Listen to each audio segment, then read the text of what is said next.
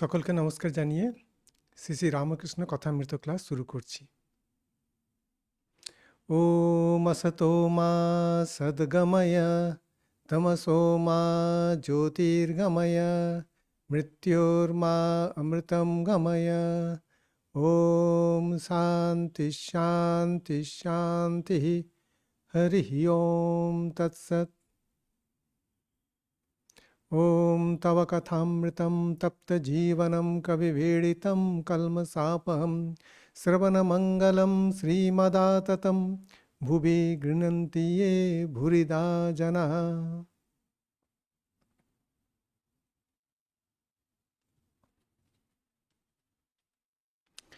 আজকে আমাদের আলোচনার বিষয় অলৌকিকতা ও শ্রীরামকৃষ্ণ। গত ক্লাসেও আমরা একটা আলোচনা শুরু করেছিলাম, আজকে সেটাই আমরা কন্টিনিউ করব। তা গত ক্লাসে আমি বলেছিলাম যে অলৌকিকতার ডেফিনেশন হচ্ছে কি, সংজ্ঞাটা কি, সেটা হচ্ছে যেটা হচ্ছে ইন্দ্রিয় গ্রাহ্য নয়। যেটা ইন্দ্রিয় গ্রাহ্য, এই জগতে অনেক কিছু ঘটনা ঘটতে থাকে। যেমন আপনি এই দূরদর্শন শ্রবণ করছেন মোবাইলের মাধ্যমে বা ইন্টারনেটের মাধ্যমে, তা সেটাকে আমরা অলৌকিক বলি না। কিন্তু হতে পারে 200-300 বছর আগে এটাই মানুষের কাছে একটা অলৌকিক ব্যাপার, কারণ সেটা তারা কার্যকারণ সম্পর্ক তারা দেখতে পেত না, অনুভব করতে পেত না। এখন আপনি সেটাকে অনুভব করতে পাচ্ছেন বলে এটাকে অলৌকিক বলছেন না, এটাকে লৌকিক বলছেন, যেটা হচ্ছে ইন্দ্রিয় গ্রাহ্য। ইন্দ্রিয় মানে শুধু আমাদের জ্ঞানেন্দ্রিয় কর্মেন্দ্রিয় না, তার সঙ্গে মন যে আছে, মন সেটাকে বুঝতে পারছে। আর সাধারণত এগুলো হচ্ছে লৌকিক ব্যাপারটা হচ্ছে স্থূল বিষয়, স্থূল জগৎ সম্বন্ধে, স্থূল বিষয় সম্বন্ধে। অলৌকিক হচ্ছে ইন্দ্রিয়াতীত ব্যাপার, যে সেখানেও একটা কিন্তু কার্যকারণ চলে। যেমন স্থূল জগতে একটা কার্যকারণ সম্পর্ক চলে, আবার যে কোয়ান্টাম জগৎ আছে, সূক্ষ্ম যে জগৎ আছে, সেখানেও একটা নিয়ম আছে, কিন্তু সেই নিয়মটা অনেক ক্ষেত্রে এই স্থূল জগতের যে নিয়ম তার সঙ্গে মেলে না, কিন্তু সেখানেও কিন্তু একটা কার্যকারণ সম্পর্ক আছে। আর আধ্যাত্মিক জীবন হচ্ছে এই অলৌকিকতাকে নিয়েই। আমাদের একটা অংশ লৌকিক ইন্দ্রিয় গ্রাহ্য স্থূল শরীর, মনের একটা অংশ আমরা বুঝতে পারি, আর একটা অংশকে আমরা জানি না, সেটা অলৌকিক। আর তারপরে যে জগৎ আছে, সেটা আমাদের কাছে প্রাণের, মনের, বুদ্ধির, আমাদের আনন্দময় কোষের যে জগৎ বা চৈতন্য তত্ত্বের যে জগৎ, পুরোটা হচ্ছে অলৌকিক জগৎ। সেজন্য সাধনা যেটা আছে এই অলৌকিক জগতের মাধ্যমেই হয়। অলৌকিকতার মধ্যে খারাপ কিছু নেই, কিন্তু সিদ্ধার মধ্যে খারাপ আছে, কারণ সিদ্ধাই আটকে ফেলে। সিদ্ধাই সেও অলৌকিক যে নিয়ম যে আছে সেটাকে ব্যবহার করছে, কিন্তু সেটা যদি স্বার্থে হয়, স্বার্থে মানে হচ্ছে নিজের জন্য, নিজের ভোগের জন্য, অবশ্যই সেটা খারাপ, কারণ সেটাতে সে আটকে যাচ্ছে। স্থূল জগতে একটা ভোগ আছে, কিন্তু সেখানে তার পাওয়ারটা, ভোগ দেওয়ার পাওয়ারটা কম। সূক্ষ্ম জগতের ভোগ দেওয়ার পাওয়ারটা বেশি। ভোগ দেওয়ার পাওয়ার বেশি মানে হচ্ছে সেটাকে সেটা হচ্ছে যে মানুষকে আটকে রাখার ক্ষমতা, সাধককে আটকে রাখার ক্ষমতা হচ্ছে বেশি। আর সাধন জীবনে যেতে গেলে, সাধনা করতে করতে এই যে অলৌকিকতা যে আসে, সেটা আপনা আপনিই চলে আসে, সেটা না চাইলেও চলে আসে। স্যার তার ব্যবহার হয়তো কিছু না কিছু ক্ষেত্রে হয়েই যায়, তবে সাধারণত যোগীরা এটা বেশি করেন। কারণ যোগীরা বিধিবৎ যে নিয়ম যেটা আছে, সেটা পালন করেন, যম নিয়ম ইত্যাদি। আর তারপরে যত অলৌকিকতা আছে, সব কিছু কীভাবে পাওয়া যায়, একটাই উপায় সেটা পাওয়ার, আর সেটা কি, সেটা হচ্ছে যে একাগ্রতা। অলৌকিকতা হচ্ছে যে সেটা মেনলি হচ্ছে প্রকৃতির রাজ্যে। চৈতন্য তত্ত্ব সেটাও অলৌকিক, কিন্তু সাধারণ মানুষ চৈতন্য তত্ত্বের উপরে তাদের ইন্টারেস্ট খুব একটা নেই। তাদের ইন্টারেস্ট হচ্ছে যে প্রকৃতি যে আছে, এবং মেনলি হচ্ছে যে ভোগের জন্য। তা সেক্ষেত্রে বিশেষ করে তন্ত্র ইত্যাদিতে মন্ত্র, তন্ত্র, যন্ত্র এগুলো ব্যবহার করে তারা হচ্ছে যে এমন কিছু চায় যার দ্বারা তারা প্রকৃতিকে বশ করতে পারবে, যেটা আমাদের সুখের পথে বাধা, প্রকৃতির যে অংশ সুখের পথে বাধা, সেটাকে দূর করতে পারবে। তার জন্য তারা অলৌকিক জগতের একটা যে অংশ যেটা আছে, যেটা ভোগ দেয়, সেটাকে চায়। কিন্তু যোগে সে সম্বন্ধে বলা হয়েছে তে সমদা উপসর্গা বা বুত্থানে সিদ্ধায়াহ, সমাধিতে সেগুলো উপসর্গ স্বরূপ, সেগুলো হচ্ছে প্রবলেম, সেগুলো হচ্ছে বাধা স্বরূপ। আর সময় থেকে জেগে উঠলে তখন তারা সিদ্ধ বলে পরিচিত হন। সিদ্ধ ভালো, সিদ্ধি ভালো, সিদ্ধাই ভালো নয়। সিদ্ধি হচ্ছে আটকে দেয়, সাধকের সেটা কি কাজে লাগে? কারণ সিদ্ধাই হচ্ছে প্রকৃতির সম্বন্ধে। আর সাধক সাধন রাজ্যে যখন এগোয়, তখন সে কি কি চেষ্টা করে যে তত্ত্বগুলোকে জানতে, যোগের সাহায্যে সে যখন এগোচ্ছে সে তত্ত্বগুলোকে জানতে চেষ্টা করে। আর প্রত্যেকটা তত্ত্বই হচ্ছে যে কি জড় তত্ত্ব, প্রকৃতি তত্ত্ব, আর সেটা ত্যায্য। ত্যাগ করার জন্য জ্ঞান হচ্ছে, ভোগ করার জন্য নয়। তা জ্ঞান যেটা হয় সেটা হচ্ছে ত্যাগের জন্য। তবে কি গুরুর অনেক সময় সেগুলোকে ব্যবহার করেন, হ্যাঁ, সেটা মানুষের মধ্যে ভক্তি জাগানোর জন্য, চৈতন্য ফেরানোর জন্য। যে মনটা ভোগমুখী সেটাকে যোগমুখী করা, হ্যাঁ, যে মনটা প্রেয়ের দিকে যাচ্ছে সেটাকে শ্রেয়ের দিকে যাওয়ার জন্য তারা কিছু প্রয়োগ করেন, সেটা খারাপ কিছু নয়। আর হচ্ছে যে আত্মজ্ঞান হয়ে যাওয়ার পরে তারা কি ব্যবহার করছেন সেটা হচ্ছে যে তাদের কিছু এসে যায় না, কারণ তাদের সে পতনের বা আটকে যাওয়ার কোনো ভয় নেই। আত্মজ্ঞান যাদের হয়ে গেছে তাদের ক্ষেত্রে কোনো বাধা কিছু নেই। কিন্তু যে সাধক এখনো সেই আত্মতত্ত্বে পৌঁছাননি, আত্মজ্ঞান হয়নি, তাদের ক্ষেত্রে কিন্তু এ সম্বন্ধে সাবধান থাকতে হয়। হুম আমরা দেখেছি কথামৃতে, সেখানে ঠাকুর প্রথমে এই জিনিসগুলোকে আগে ভাগে বলে দিই, তারপরে হচ্ছে যে আমরা অলৌকিকতা নিয়ে ঠাকুরের জীবনে কি কি ঘটনা ঘটছে সেটাকে আমরা আলোচনা করব। ঠাকুর বলছেন যে শুদ্ধা ভক্তি, কোনো কামনা থাকবে না, এই ভক্তির দ্বারা তাকে শীঘ্র পাওয়া যায়। অনিমাদি সিদ্ধি এসব কামনা। কৃষ্ণ অর্জুনকে বলেছিলেন, ভাই, অনিমাদি সিদ্ধাই একটিও থাকলে ঈশ্বর লাভ হয় না, একটু শক্তি বাড়তে পারে। তান্ত্রিক ভক্ত বলছে, আজ্ঞে তান্ত্রিক ক্রিয়া আজকাল ফলে না কেন? ফলে না দুটো দিক, মানে ফলে না মানে হচ্ছে যে তার যে অলৌকিকতা সেটা কেন হয় না, আর হচ্ছে যে ইষ্ট দর্শন, তত্ত্ব দর্শন সেটা কেন হয় না। শ্রীরামকৃষ্ণ, সর্বাঙ্গীন হয় না আর ভক্তিপূর্বক হয় না, তাই ফলে না। আমি কথামৃত থেকে এগুলো বলছেন যে সর্বাঙ্গীন হয় না, ঠিকঠাক হয় না, বিধিবৎ শাস্ত্র যেভাবে করতে বলেছে সেভাবে করে না, নিজের মতো হয়তো কিছু করছে, কিছু কাটছাট করে দিচ্ছে, এডিট করে দেয়। আর হচ্ছে ভক্তিপূর্বক হয় না, আবার সম্পূর্ণ সর্বাঙ্গীন করছে কিন্তু ভক্তি নেই, তাতেও হবে না। ভক্তি জিনিসটা দরকার, সর্বাঙ্গীন হওয়া দরকার। কিন্তু অনিমাদি শক্তি যেটা আছে, তা সেগুলো হচ্ছে যে যোগের পথে সেগুলো বাধা স্বরূপ। নিজেকে অনুপরিমাণে করে নেওয়া, অষ্টসিদ্ধি, অনিমাদি সিদ্ধি হচ্ছে অষ্টসিদ্ধি। নিজেকে ছোট্ট করে নেওয়া, অনুপরিমাণে করে নেওয়া। মহিমা, নিজেকে বড় করে নেওয়া। লঘিমা, নিজেকে হালকা করে নেওয়া। গরিমা, নিজেকে বড় করে নেওয়া। প্রাপ্তি, প্রাকাম্য, ঈশিত্ব, বশিত্ব, এই যেগুলো আছে এগুলো হচ্ছে অষ্টসিদ্ধি হয়ে গেল। সেরকম অষ্টসিদ্ধি আছে, শতসিদ্ধি আছে, সিদ্ধির কোনো শেষ কিছু নেই। অসংখ্য সিদ্ধি আছে। তা সেই সিদ্ধিগুলো যোগের পথে দেখবেন সেগুলো বলা হয়েছে, সেগুলো মাইন্ড স্টোন হিসেবে দেখা হয়েছে।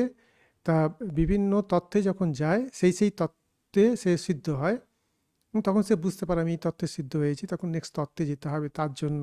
আর একটা উৎসাহ জাগায়।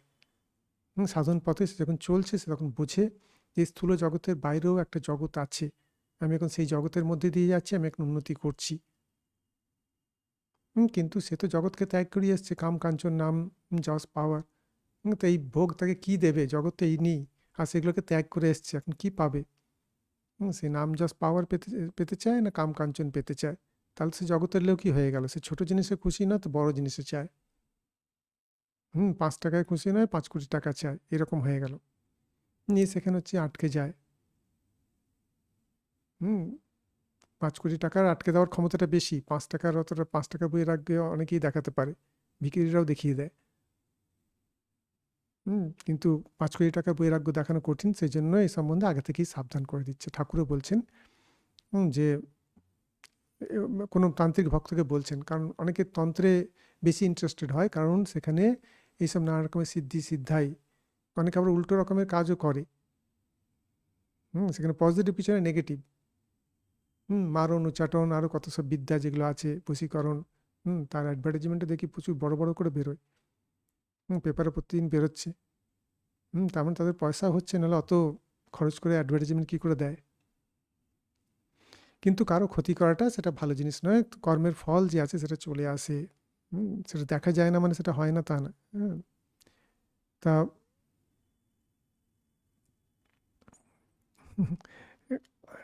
কাপ্টেন ঠাকুরের ভক্ত সে এ, এ, সে ঠাকুরকে বলতো যে তুমি তুমি মাছ খাও বলে তোমার সিদ্ধাই হয়নি, সিদ্ধাই দেখতে পাইনি। রাজা মহারাজ বলতেন যে অনিমাদের সিদ্ধি না, ঠাকুরের মধ্যে তো তেমন কিছু দেখতে পাইনি, তবে অদ্ভুত ব্যাপার দেখেছিলাম। আমরা আসবো সেখানে। হ্যাঁ, অনিমাদে মানে নিজেকে ছোট করে ফেলা, বড় করে ফেলা, হনুমানজির মধ্যে যেগুলো দেখা যায়, হালকা করে ফেলা, আকাশ পথে উড়ে চলে যাওয়া, হ্যাঁ, তা সেই যে জিনিস যেগুলো আছে। ঠাকুর বলছেন আচ্ছা কাপ্তেন বলে মাছ খাও বলে তোমার সিদ্ধাই হয়নি, এক একবার গা কাঁপে পাছে ওইসব শক্তি এসে পড়ে। এখন যদি সিদ্ধাই হয় এখানে ডাক্তারখানা হাসপাতাল হয়ে পড়বে, বেশিরভাগ লোকের তো রোগ ইত্যাদি আছে। তা তারা অনেক রোগ সারেও না, হসপিটালে গিয়েও অনেক টাকা খরচ করলেও সারে না, যতই বড়লোক হোক না কেন। হুম, তখন এইসব সাধুদের কাছে আসবে, না করতেও পারবে না, কিছু যদি নাও নেয়, না করতে পারবে না। হুম বলছেন ডাক্তারখানা হয়ে পড়বে, তখন সে ডাক্তার হয়ে গেল একটা অন্য টাইপের ডাক্তার। ছিল যোগী, হয়ে গেল ডাক্তার। বিনা পয়সার ডাক্তার বা পয়সার ডাক্তার, যদি পয়সা নেয় পয়সার ডাক্তার, আর নাহলে বিনা পয়সার ডাক্তার। নিজের পথ থেকে নিজের পথ ভুলে গেল। কারণ রোগের তো কম কিছু নেই, রোগীরও কম কিছু নেই, আসতেই থাকবে।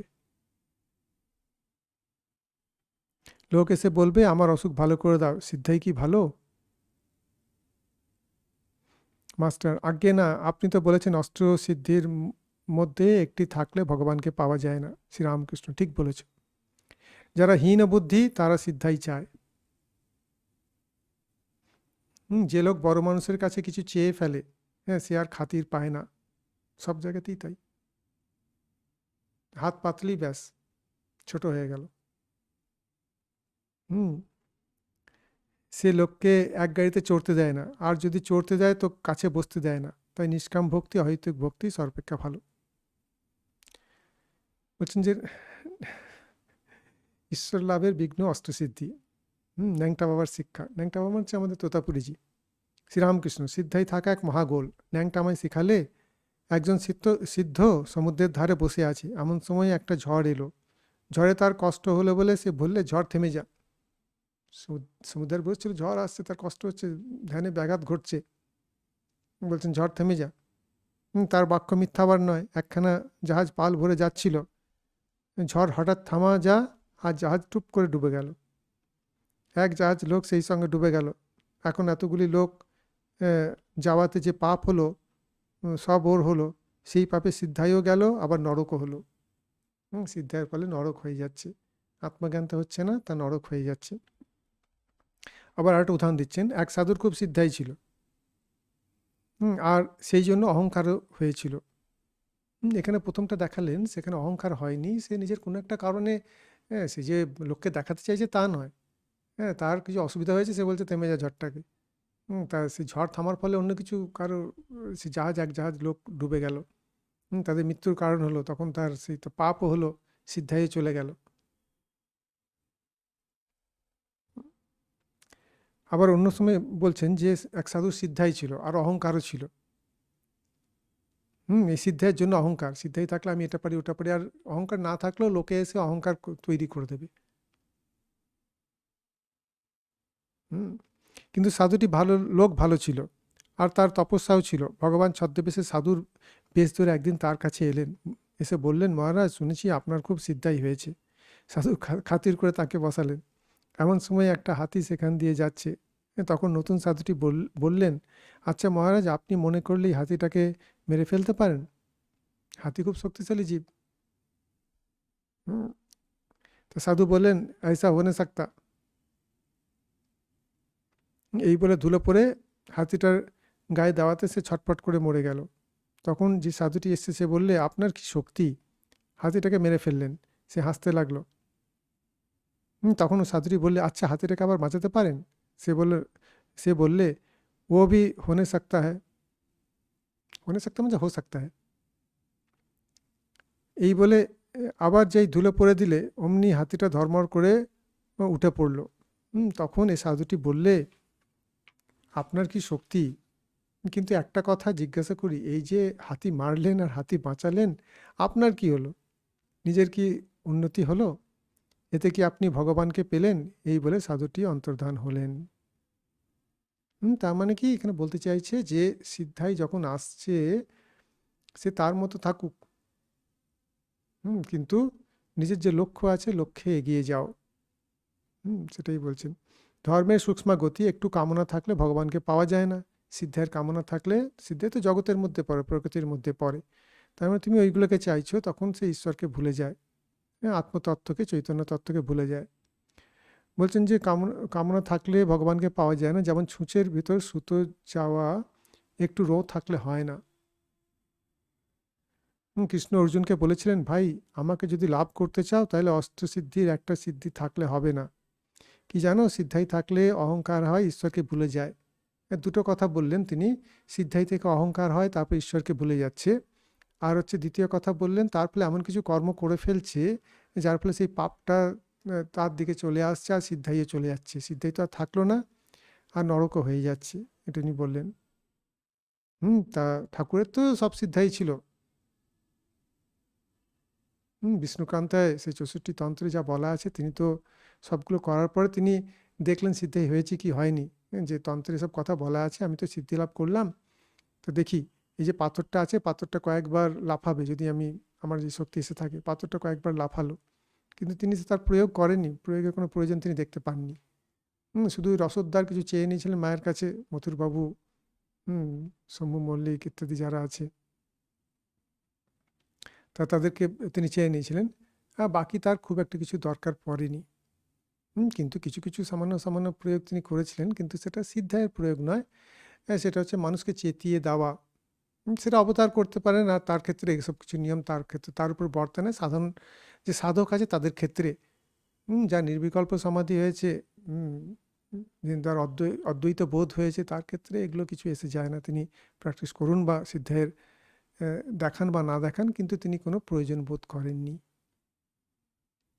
তার হৃদয়ের খুব লোভ ছিল টাকা পয়সা সিদ্ধায়ের প্রতি। ঠাকুরকে গিয়ে বললে যে যে মামা, মার কাছে কিছু শক্তি চাও, কিছু সিদ্ধাই চাও। তার মানে ঠাকুর সেই সিদ্ধাইকে এমন গোপন করেছিলেন, হৃদয় এত কাছাকাছি থাকতো, হৃদয়ে কিন্তু সেটা জানতে পারেনি। রাজা মহারাজকে এত ভালোবাসতেন। তা তিনি বলছেন, কই অনিমাদি ইত্যাদি কিছু চোখে পড়েনি, কিন্তু কিছু আশ্চর্য ব্যাপার ছিল, সেটা আমি পরে বলবো। তা ঠাকুরের বালকের স্বভাব, তিনি মায়ের কাছে চলে গেলেন। হুম মায়ের কাছে চলে গেলেন যে আমার যে সিদ্ধাই আছে সেটা প্রয়োগ করব কি করব না, সিদ্ধাই তার ছিল। তা কালী ঘরে জপ করবার সময় মাকে বললাম, মা হৃদয় বলেছে কিছু সিদ্ধাই চাইতে। অমনি দেখিয়ে দিলেন ঠাকুর যে সিদ্ধাই আছে 20টা। মাস্টারমশাই তিনি একটা গল্প বলছেন সেই যীশুখ্রিস্টের জীবন থেকে, যে মার্থা, মেরি, 2 ভগ্নী আর ল্যাজারাস ভাই, 3জনই যীশুখ্রিস্টের ভক্ত। ল্যাজারাসের মৃত্যু হয়, যীশু তাদের বাড়িতে আসছিলেন। পথে একজন ভগ্নী মেরি দৌড়ে গিয়ে তার পদতলে পড়ে কাঁদতে কাঁদতে বললে, প্রভু তুমি যদি আসতে তাহলে সে মরতো না। যীশু তার কান্না দেখে কেঁদেছিলেন। তারপর তিনি গোরের কাছে গিয়ে নাম ধরে ডাকতে লাগলেন, অমনি ল্যাজারাস প্রাণ পেয়ে উঠে এলো। শ্রীরামকৃষ্ণ, আমার কিন্তু উগুনো হয় না। পরিষ্কার বোঝে সব সিদ্ধি মাস্টারমশাই তাকে সব বলছেন, যে যীশু খ্রিস্টের যে বিভিন্ন রকমের যে মিরাকাল সিদ্ধাই, ঠাকুর বলছেন আমার উগুনো হয় না। পরে আবার মাস্টারমশাইকে কোনো একটা সময় বলছেন, আচ্ছা আমি পূর্ণকে আকর্ষণ করলাম, তা হলো না কেন, মানে আসলো না কেন? তিনি আকর্ষণ করছেন তাদেরকে, তার মনটাকে চেতিয়ে দেওয়ার জন্য। ঘরে আছে যাতে আসতে পারে। বলছেন এই তো একটু বিশ্বাস কমে যাচ্ছে, যে আমি টানলাম ওকে, আকর্ষণ করলাম, ও এলো না। হ্যাঁ, তা মাস্টারমশাই বলছেন ওসব তো সিদ্ধাই, শ্রীরামকৃষ্ণ ঘোর সিদ্ধাই।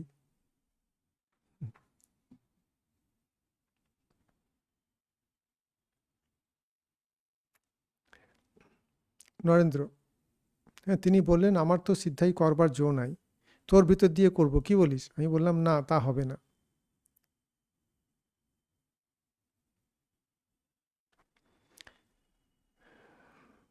ঠাকুর বলতেন যে ও রাম শরণাগত, দেহসুখ চাই না রাম, লোকমান্য চাই না রাম, অষ্টসিদ্ধি চাই না রাম, শতসিদ্ধি চাই না রাম, শরণাগত শরণাগত কেবল এই করো যেন তোমার শ্রী পাদপদ্মে শুদ্ধা ভক্তি হয়, আর যেন তোমার ভুবন মোহিনী মায়ায় মুগ্ধ না হই। সিদ্ধি কিনা বস্তুলাভ, অষ্টসিদ্ধির সিদ্ধি নয়। জপাত সিদ্ধি।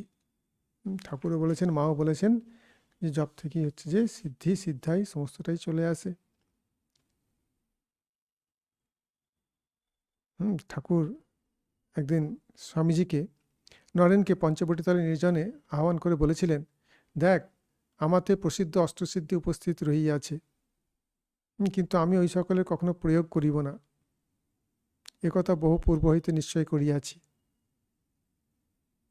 উহাদিগের প্রয়োগ করিবার আমার কোনরূপ আবশ্যকতাও দেখি না। তোকে ধর্মপ্রচার দিয়ে অনেক কার্য করিতে হইবে, তোকেই ওই সকল দান করিব স্থির করিয়াছি, গ্রহণ কর। নরেন তদুত্তরে বলছেন, মহাশয় ওই সকল আমাকে ঈশ্বর লাভে কোনরূপ সাহায্য করিবে কি? পরে ঠাকুর উত্তরে যখন বুঝিলেন উহারা ধর্ম প্রচারাদি কার্যে কিছুদূর পর্যন্ত সহায়তা করিতে পারিলেও ঈশ্বর লাভে কোনরূপ সহায়তা করিবে না, তখন তিনি ওই সকল গ্রহণে অসম্মত হইলেন। স্বামীজি বলিতেন, ঠাকুর ওই বলতেন তাহার ওই আচরণে ঠাকুর তাহার উপর অধিকতর প্রসন্ন হইয়াছিলেন।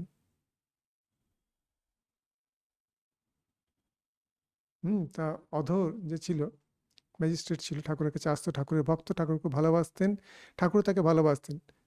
তা ঠাকুর সেই সময়ে সমসাময়িক অনেক সাধু ইত্যাদি যারা ছিল তাদের অনেক রকমের সিদ্ধাই ইত্যাদি ছিল। তা অধর বলছে যে তোমার কি সিদ্ধাই আছে ইত্যাদি এই ধরনের কথা বলতো। বলছেন তোমার মতো এই যে ম্যাজিস্ট্রেট যারা আছে তাদেরকে ঘুম পাড়িয়ে রেখেছি। উনি ঠাকুরের কাছে যেতেন, কাজের শেষে ক্লান্ত হয়ে যেতেন, ঠাকুরের কথা হতো, অন্যরা শুনতো, তিনি হয়তো ঘুমিয়ে পড়তেন শান্তিতে। বলছেন তোমার মতো এসব ম্যাজিস্ট্রেটদের ঘুম পাড়িয়ে রেখেছি।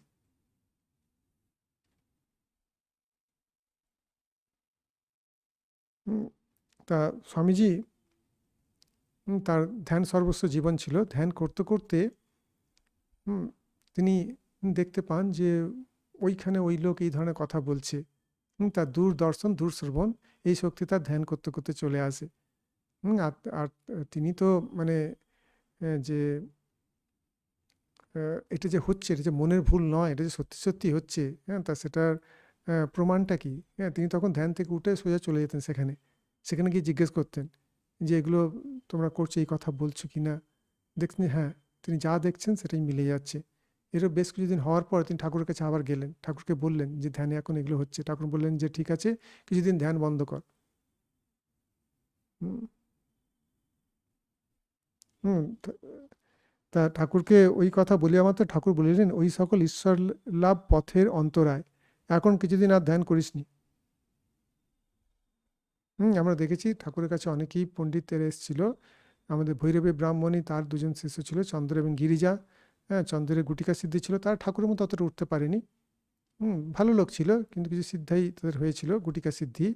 হ্যাঁ, সে নিজেকে অদৃশ্য করে অন্যের ঘরে চলে যেতে পারত, সেখান থেকে তার পতন হলো। তারপরে আবার তারপর উঠেছিল ঠাকুরের কাছে, ঠাকুরের কৃপাও পেয়েছিল। আর গিরিজা যে ছিল, সে তারও ক্ষমতা ছিল। তা একদিন শম্ভু মল্লিকের, তিনি এই শম্ভু মল্লিক আর হচ্ছে যে গিরিজা যে আছে, গিরিজা হচ্ছেন ভৈরবী ব্রাহ্মণীর আরেকজন শিষ্য।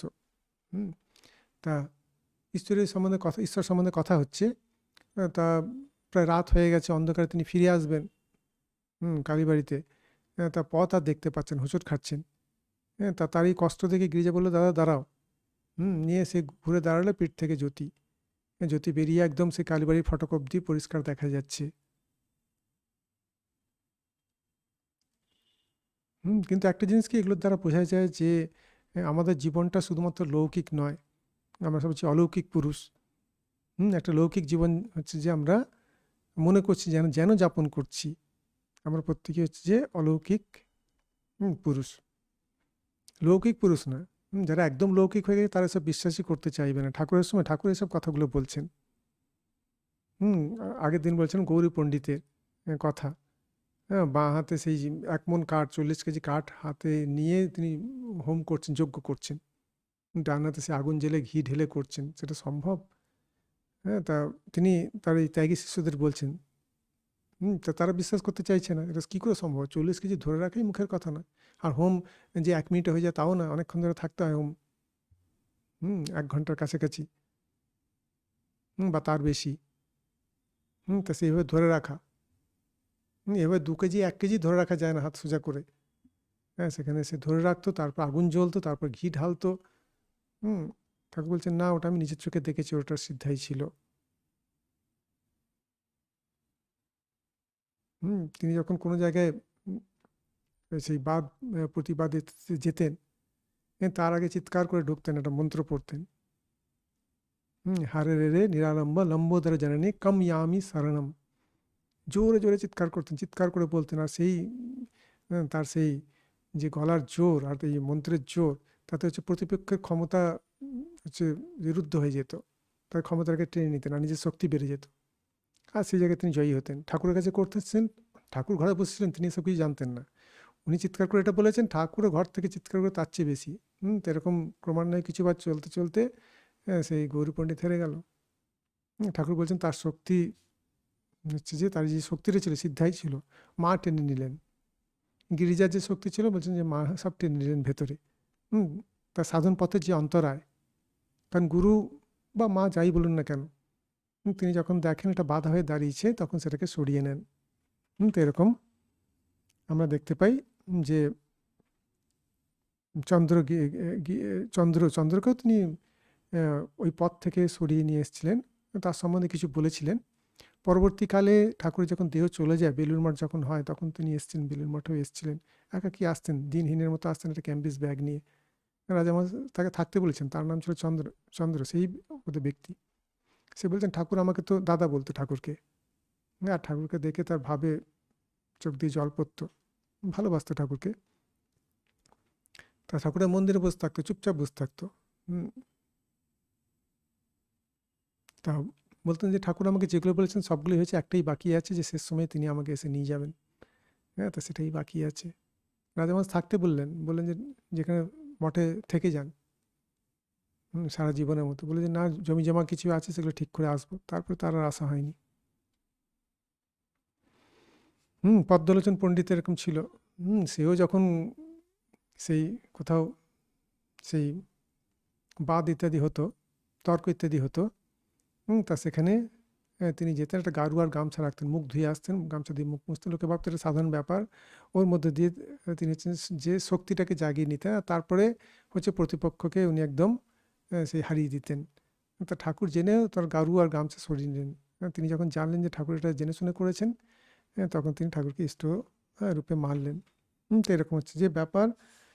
তা আমাদের দেখেছি গৌরী পণ্ডিত বা অন্যান্য যারা ছিল, বৈষ্ণবচরণ বা তো পণ্ডিত যারা ছিল, তারা হচ্ছে যে এরকম সিদ্ধাই ছিল, কিন্তু ঠাকুর তাদের সেই সিদ্ধাইকে সরিয়ে দিলেন, নিজের মধ্যে টেনে নিলেন। বললেন মা সেটা নিজের মধ্যে টেনে নিয়েছেন, যাতে তাদের আধ্যাত্মিক উন্নতি হয়। প্রকৃতির মধ্যে শক্তি তো রয়েছেই, সায়েন্স তো সেটাকে ব্যবহার করছেই।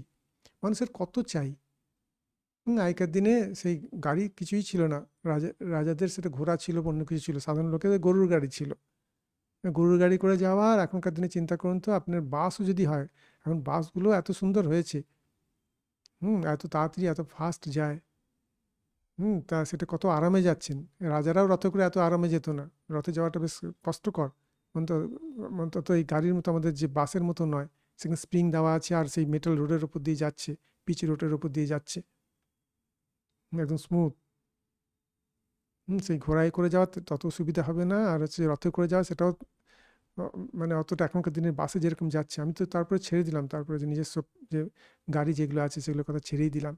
বা টু হুইলার আছে, সেটা তো ঘোড়ার পিঠে যাওয়ার মতোই, অবশ্য আরও সুবিধে। সেখানে জার্কিং কম হয়, কত স্পিডে যাওয়া যায়। তা ঘোড়ার বদলে ওগুলো চলে এসছে। আর তারপরে এন্টারটেনমেন্টের জগৎ, খাবার জগৎ, যে কোনো লোক এখন কত কিছু খেতে পারে, শুধু পয়সা থাকলেই হলো। কত রকমের এখন সুবিধে হয়েছে, যেটা আগে কোনো কিছু ছিল না। তো সায়েন্স এত কিছু দিয়েছে, এগুলো প্রত্যেকটাই এক হিসেবে চিন্তা করলে প্রত্যেকটাই অলৌকিক।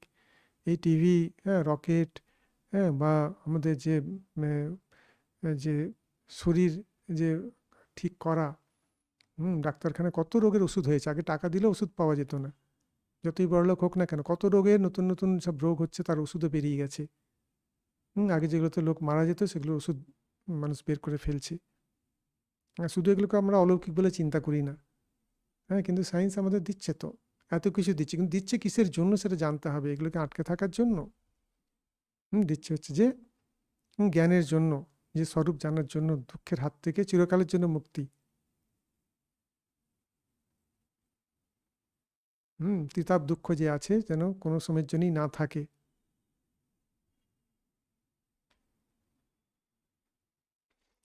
তা এবার ঠাকুরের জীবনে আসি, যে কি কি অলৌকিকতা, কীরকম কি দেখা গিয়েছিল ঠাকুরের জীবনে।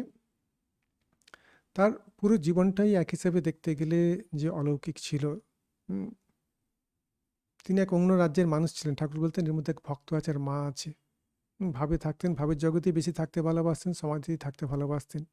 ওরকম সমাধিবান পুরুষ তখনকার দিনে ছিল। সমাধি অনেকের হয়তো তখন হতো, হ্যাঁ, কিন্তু যে মুহুর্মুহু ঈশ্বরের নাম করতেই সমাধি, বা ইচ্ছে মতো সমাধি, ইচ্ছে করে লোকে এই ঘর থেকে ওই ঘরে যেতে পারে, কিন্তু সেই মনের এক রাজ্য থেকে অন্য একটা রাজ্যে চলে যাওয়া, তুরিয়ে রাজ্যে চলে যাওয়া ইচ্ছে মতো, সেটা অবশ্যই একটা অলৌকিক ব্যাপার। ইচ্ছে মতোই তিনি সেটা চলে যেতে পারতেন। তা হাজরা মশাই, তিনি দেখছেন যে এই নরেন রাখাল এরা এসে ফষ্টি নষ্টি নানা কিছু করছে, আর ঠাকুর তাদের পিছনে আছেন। তা ঠাকুরকে তিনি বলছেন যে ওরা ওইসব করছে, তুমি ওদের সঙ্গে যাচ্ছ কেন? তুমি ঈশ্বরে মন দিয়ে থাকো, তুমি আবার তোমার মায়ের মধ্যে পড়া কেন? দেখছেন ওদের প্রতি তিনি আকৃষ্ট হয়েছেন। তা ঠাকুর তো শুনে চলে গেলেন, বাহ্যে বসেছেন। আর তারপরে হচ্ছে যে তার পুরো চুল একদম এমন সমাধি হয়েছে যে পুরো চুল সোজা হয়ে গিয়ে কদম ফুলের মতো। তাকে আর বাহ্য কে করায়? রামলালদা তখন বলছেন যে যেমনটি ছিল তেমনটি হও, যেমনটি ছিল তেমনটি হও। অনেক করে বলতে বলতে বলতে বলতে তার হচ্ছে এই রাজ্যে মন ফিরে আসে।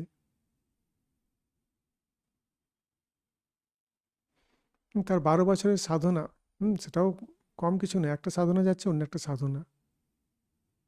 তন্ত্র সাধনা করলেন, তারপর হচ্ছে যে রামের সাধু রাম, যে রামলালা যে আছে তাকে নিয়ে সাধনা, তা সেটা শেষ হলো। তারপরে আবার সেই তোতাপুরি যে এসে সাধনা, মুসলিম ধর্মের সাধনা, তারপরে হচ্ছে যে খ্রিস্ট ধর্মের সাধনা, সাধনা নয় সেই, যাই হোক 3 দিনের মধ্যে করেছেন সবগুলো, 3 দিনের মধ্যে পরবর্তীকালে। তার বেশি দরকার পড়ে না, তার মধ্যেই সিদ্ধি লাভ করে যাচ্ছেন। সবটাই তো অলৌকিক। যখন তিনি এই তন্ত্র সাধনা করেছিলেন, সবগুলোই খুব শক্ত, তার মধ্যে অনেক আছে শক্ত শক্ত সাধনা। তা সেই বিষ্ণুক্রান্তের 64 তন্ত্রে যেগুলো বলা আছে, ভৈরবী ব্রাহ্মণী যে ছিলেন তার গুরু, এক হিসেবে তার গুরু, আবার ঠাকুর আবার তার ইষ্ট। খুব অদ্ভুত সম্পর্ক। তিনি দেখলেন যে যোগ্য আধার আছে, তিনি সেগুলোকে দিয়ে প্র্যাকটিস করিয়ে নিলেন। তো যাই হোক, ওগুলোও যে কাজ করে সেটা বোঝা গেল, যে শাস্ত্রে যেগুলো লেখা আছে সেগুলো কাজ করে। আর ঠাকুর তাদের সিদ্ধ হলেন। তা সে সময় সিদ্ধ হওয়ার পরে তার সুষুম্নার দ্বার উন্মুক্ত হয়ে যায়। বালকের স্বভাব তিনি প্রাপ্ত হন। আর তার শরীরে জ্যোতি এত বেরোয়, এই বিশেষ করে তন্ত্র সাধনার পর থেকে, হ্যাঁ, প্রায় এই 71-72 এই সাল অবধি তার এরকম ছিল যে শরীরের উজ্জ্বলতা খুব বেশি ছিল। তা এত শরীরে জ্যোতি ছিল যে তিনি সোনাটা, সে তাবিজ পরতেন, ইষ্ট কবচ পরতেন, তা সেটা যেন তার দেহের রঙের সঙ্গে মিলে যেত। লোক দেখলে হাঁ করে তাকিয়ে থাকতো তার দিকে, অঙ্গজ্যোতি এত ছিল। তা তখন তিনি মাকে বললেন, মা বাইরের রূপ চাই না, ভেতরের রূপ দাও। তারপরে গা চাপড়ে চাপড়ে বলতেন, ভেতরে ঢুকে যা, ভেতরে ঢুকে যা। যে শক্তি যেটা আছে, যে শক্তির প্রভাবে এটা হচ্ছে। তারপরে সেই শক্তি ভেতরে ঢুকে গেল, তখন তার দেহ আবার সেই মলিন হয়ে গেল। তো এরকম তিনি বলতেন। এইটাও তিনি চাননি। লোকে সাধারণত এগুলো চায়, লোকে তাকে মানবে, অনেক কিছু করবে, সেসব তিনিও চাননি। আর তারপরে ভৈরবী ব্রাহ্মণী তো 61 থেকে 64 অবধি তাকে তো সেই তন্ত্র সাধনা যুক্ত করলেন। তারপরে তিনি বৈষ্ণব যে ভক্তি সাধনা সেটাও করতেন। বৈষ্ণব তন্ত্রও আছে, বৈষ্ণবের ভক্তি সাধনাও আছে। তা রঘুবীর তার ইষ্টদেবতা ছিল, ঠাকুরের মধ্যে সেটাকে দেখে সেটাকে তিনি গঙ্গার জলে ফেলে দিলেন। ঠাকুরকে ইষ্টদেব রূপে তিনি দেখলেন যে ঠাকুরের মধ্যে ইষ্ট আছেন। সম্ভবত তার উৎসাহে, হ্যাঁ, হচ্ছে যে তিনি উৎসাহ দেন। আর সেই সময়ে হচ্ছে যে জটাধারী নামে এক যে রামের সাধু আছে, সেই সময় আসেন। তা তিনি দেখতেন তার ছোট রামলালার মূর্তি ছিল, বাচ্চা রাম। তার রামলালার মূর্তি ছিল, তিনি সেটাকেই যত্ন করে খাওয়াতেন, ইয়ে করতেন, পুজো করতেন, সারাদিন ওটা নিয়ে মস্ত থাকতেন, আনন্দে থাকতেন। তা তিনি দেখতেন, তার সূক্ষ্ম দৃষ্টি ছিল, তিনি দেখতেন যে এই জটাধারী কি দেখছে। ওই রামলালার মধ্যে তিনি সে দেখতে পেতেন, রামলালা আসছে, খাচ্ছে, ইয়ে করছে, 24 ঘন্টা ওর কাছে থেকে তিনি দেখতে থাকতেন।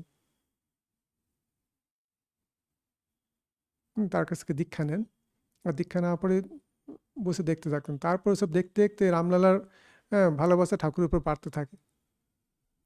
তারপর ঠাকুর যতক্ষণ বসে থাকতেন ওর কাছে নানা রকম খেলতো, ইয়ে করতো, বাচ্চা ছেলে যেমন করে, বাচ্চা ছেলের লীলা, হ্যাঁ, তিনি দেখতে থাকতেন। আর তারপরে তিনি যখন ওখান থেকে চলে নিজের ঘরের দিকে আসতেন, ও তখন ওখানে থাকবে না, ঠাকুরের সঙ্গে যাবে। ঠাকুর তাকে খাওয়ানো, আদর করা, বাচ্চা ছেলের সঙ্গে যেরকমটি হয়।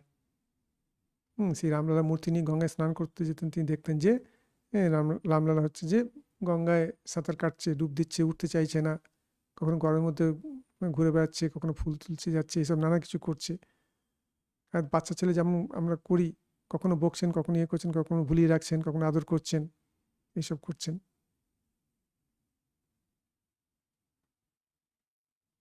হুম অনেক সময় সাদা চোখে এগুলো দেখতে পেতেন, অনেক সময় ভাবে দেখতে পেতেন, অনেক সময় সাদা চোখে এগুলো দেখতে পেতেন। তা বাবাজি দেখলো যে সে বান্না করে বসে আছে, রামলালা নেই, এসে দেখছে ঠাকুরের কাছে এসে বসে আছে, আবার ধরে তাকে নিয়ে যেতেন, খাওয়াতেন, সে আবার ফিরে চলে আসতো। তা সে আর অন্য কোথাও যেতে পারছে না। সেই রামলালা যেহেতু ঠাকুরের কাছে আছে, একটা সময় পরে সে এসে বিদায় নিল, বললো যে রামলালাকে ভালোবাসে, সে যখন তোমার কাছেই থাকতে চায়, তোমাকে সে থাকতে চায় না, তা সে থাকুক, আর ঠাকুর আমাকে আমি যেভাবে দর্শন চাই সেভাবে দর্শন দিয়েছেন, আমি তাতেই খুশি, রামলালা এখানে খুশি থাকুক। আর তিনি তখন চলে গেলেন। এগুলো অলৌকিক নয়? আর যে মহাভাব, আগের দিনে বলেছিলাম যে 19 প্রকার ভাব যে আছে, বৈষ্ণব শাস্ত্রে লেখা আছে, সেটা এক জায়গায় এক দেহে প্রকাশ হলে তাকে মহাভাব বলে। সেটা শ্রী রাধিকার ছিল, শ্রী চৈতন্যদেবের হয়েছিল। তো ঠাকুরের মধ্যে দেখা গিয়েছিল, ভৈরবী ব্রাহ্মণী সেটা সেই পণ্ডিতদের সভা করে সেটাকে প্রমাণ করেন। শ্রীকৃষ্ণজিকে তিনি দেখেন, বলতেন তার গায়ের রঙটা হচ্ছে ঘাস ফুলের মতো, নীল ঘাস ফুল হয় সেরকম তুলে দেখাচ্ছেন, এরকম হচ্ছে ঘাস ফুলের মতো। হ্যাঁ, যখন তিনি সাধনা করেন, শ্রীকৃষ্ণজির মধুর ভাবেরও সাধনা করেছিলেন, তখন দেখেন যে তার শ্রীঅঙ্গ থেকে জ্যোতি বেরিয়ে এসে তাকে স্পর্শ করছে, ভাগবতকে স্পর্শ করছে। তখন বুঝলেন যে যে ভগবান, ভক্ত, ভাগবত, এই তিনি হচ্ছে যে এক। অদ্ভুত দর্শন হয়, শাস্ত্রকে ঠাকুরের জীবনের মাধ্যমে দেখতে পাই। শাস্ত্রের কথা আছে, কিন্তু সেটা কে প্র্যাকটিস করবে? শাস্ত্র বলে, অনেকেই বলে, বলার লোকের অভাব নেই, বহু লোকে বলছে। এখনকার দিনে তো শুধু সাধুরা নয়, বাকি অন্যরাও তার চেয়েও সে 10 গুণ লোকে হচ্ছে এসব কথা বলতে থাকে, কিন্তু প্র্যাকটিস কে করবে? সেই প্র্যাকটিসের একটা হায়েস্ট দিক আমরা দেখতে পাই সেই ঠাকুরের মধ্যেই, যে না এগুলোও সত্য, এগুলোও হয়। আর তিনি বলছেন সত্য হচ্ছে কলির তপস্যা, সত্যের সত্য থেকে তিনি কখনো সরেননি। যদি বলে ফেলেছেন ওখানে যাব, ওটা খাবো, ওটা করব, তো তাকে সেটা করতেই হবে। হ্যাঁ, লুচি খাবো বলে লুচি খাবো না বলেছেন, এই যে পেটে খিদে আছে, মুখ থেকে বেরিয়ে গেছে, আর লুচি খেলেন না, অন্য কিছু মিষ্টি ইত্যাদি খেয়ে তখন হচ্ছে যে খিদে মেটালেন। বাহ্যে যাবো বলে ফেলেছেন, বাহ্যে পায়নি, গারু নিয়ে একবার যেতে হবে। কারো ঘরে যাবো বলে ফেলেছেন, ভক্ত ভক্ত সঙ্গে আর মনে নেই, রাত্রেবেলায় মনে পড়েছে, আবার সেখানে লণ্ঠন নিয়ে গিয়ে সবাই ঘুমিয়ে পড়েছে। হ্যাঁ, তার দরজাটা সামান্য খুলে বৈঠকখানা পাটা একটু গলিয়ে আবার ফিরে চলে এলেন। খাবার সময় তার হুঁশ থাকতো না, ভাবে থাকতেন, মনের বেশিরভাগ অংশ অন্য অন্য কোথাও থাকতো। তিনি আগে থেকে বলে দিতেন যে আমার যখন খাওয়া হয়ে, মানে যতটা আমি খাই সেই পরিমাণ খাওয়া হয়ে গেলে আমাকে মনে করিয়ে দিবি, যেন কোনো একটা যন্ত্র খাচ্ছে, তার মধ্যে আর তিনি আছেন অন্য কোথাও। তারপরে জিজ্ঞেস করলেন যে আমার খাওয়া হয়েছে? সে ভক্তটি ছিল, সে বলল যে হ্যাঁ। বলছেন পর্যাপ্ত পরিমাণে খাওয়া হয়েছে? বলছেন যে হ্যাঁ। সে তো জানেন ঠাকুর কতটা খান। পরে হৃদয়ে এসে দেখছে আরে ঠাকুর যা খান তার অর্ধেকটা খেয়েছেন, আর ঠাকুরও দেখছেন তার পেটে খিদে আছে। তিনি বললেন না, কথার খেলাপ হবে না, একবার বলে ফেলেছি যখন, তাই। সত্যকে ধরে থাকা, কলিযুগে সত্যকে ধরে থাকা, এটা কি অলৌকিক নয়? মিথ্যাকে সবাই ধরে রাখতে চায়, কারণ মিথ্যা সে সুখ দেয়। সহজ অনেক কিছু পাওয়া যায় মিথ্যা কথা বলে, আর সত্য কথা বললে অনেক সময় দুঃখ জোটে। এই যে খেতে পাচ্ছেন, বলে ফেলেছেন।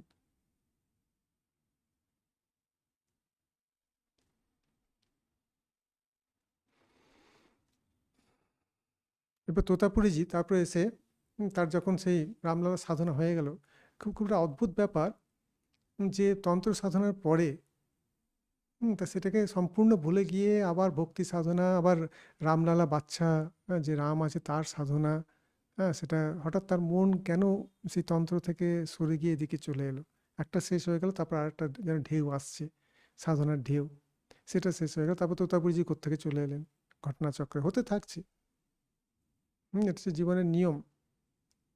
তার ক্ষেত্রে এটা হতে থাকছে। অদ্বৈত বেদান্তের দিকে তার মন। আর ওই ধরনের তিনি যখন যে সাধনা করতেন সেই ধরনের সাধুই আসতো। তা তোতাপুরীজি এলেন, ঠাকুরকে দেখেই চিনেছেন, বললেন ঠিক আছে তোমাকে আমি সন্ন্যাস দেবো। মায়ের কাছে, মা কালীর কাছে পারমিশন নিয়ে তিনি সন্ন্যাস নিলেন। তারপর সাধনা, সাধনা প্রথম দিকে ধ্যান করতে বসলেই মা কালী চলে আসছেন, বলছেন ধ্যান হচ্ছে না, এখানে নির্গুণ সাধনা, অদ্বৈত ব্রহ্মের সাধনা। তা তোতাপুরীতে কেউ নেই হোগা বলে তো একটা কাচের টুকরো নিয়ে কপালে এখানে দিয়ে বললেন যে এখানে ধ্যান করো, আজ্ঞাচক্রে। তারপর ধ্যান করতে বসে সেই মা কালীর যে মূর্তিটা এলো, জ্ঞান খড়গ দিয়ে তাকে হচ্ছে কেটে দিলেন। মন নির্বিকল্প হয়ে গেল, কোনো বিকল্প রইল না, অন্য কোনো চিন্তা রইল না, চিন্তাহীন হয়ে গেল। 3 দিন এরকম ছিলেন নির্বিকল্প সমাধিতে। তোতাপুরীজি দেখে অবাক, আমি 40 বছর ধরে যেটা রপ্ত করেছি, এই একদিনে সেটা কি করে করে ফেললো। 3 দিন একদম সেই ধ্যানে বসে আছেন, খাওয়া নেই, দাওয়া নেই, অন্য কিছু করা নেই। তারপর ওঙ্কার ধ্বনি ইত্যাদি করে ঠাকুরকে বুদ্ধিত করলেন। 6 মাস এই নির্বিকল্প ভূমিতে তার মন ছিল। 21 দিন সেখানে থাকলে সেই শরীর তার ত্যাগ হয়ে যায়।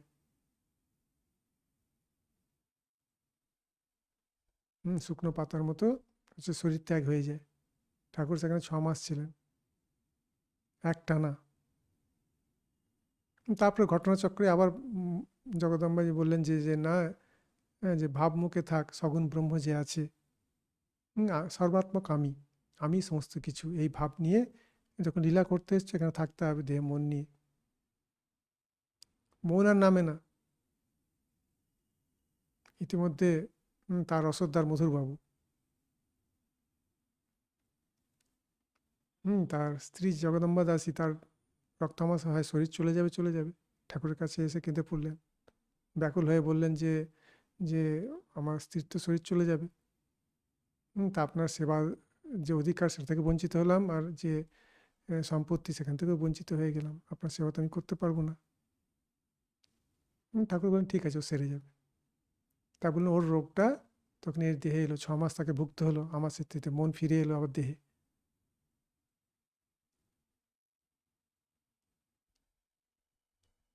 তার সমস্ত ব্যাপারটা হচ্ছে অদ্ভুত। তা নির্বিকল্প ভূমিতে এরকম একদিনে যে সিদ্ধ হয়ে যাওয়া, একদিন আমরা বলছি বটে, একদিন নয়, ঠাকুরের আগের যে সাধনা, আগের যে মনের যে শুদ্ধি, আগের যে মনের একাগ্রতা, সবগুলোই কাজে দিয়েছে। একদিনে হয় না, এক জন্মেও হয় না। ঠাকুরের ক্ষেত্রে হচ্ছে বিশেষ। সেটা বললাম না, ঠাকুরের জন্ম হচ্ছে অলৌকিক।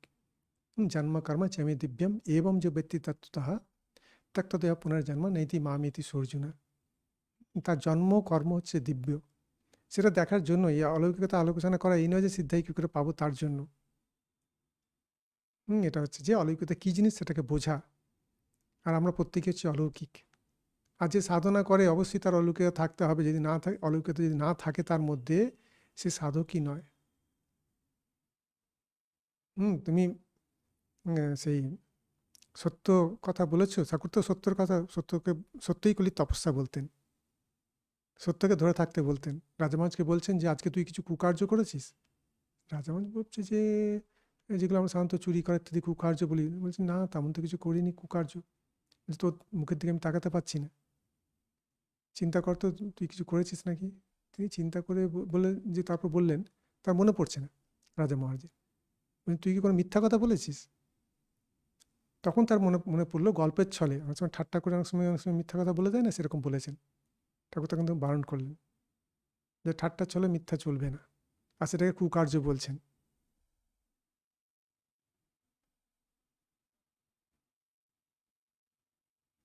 সত্যকে ধরে থাকা, সত্য প্রতিষ্ঠান ক্রিয়াফলে আশ্রয়ত্বম। যে সত্যে প্রতিষ্ঠিত মিনিমাম 12 বছর, 12 বছর হলেই হয় না, অনেকের ক্ষেত্রে অনেক বছর লাগতে পারে। তা সেই যে সত্য প্রতিষ্ঠিত, সে যা বলবে সেটাই হয়ে যায়। এটা কি সেটা কি মানে অলৌকিক জিনিস নয়? সে বলছে আর হয়ে যাচ্ছে,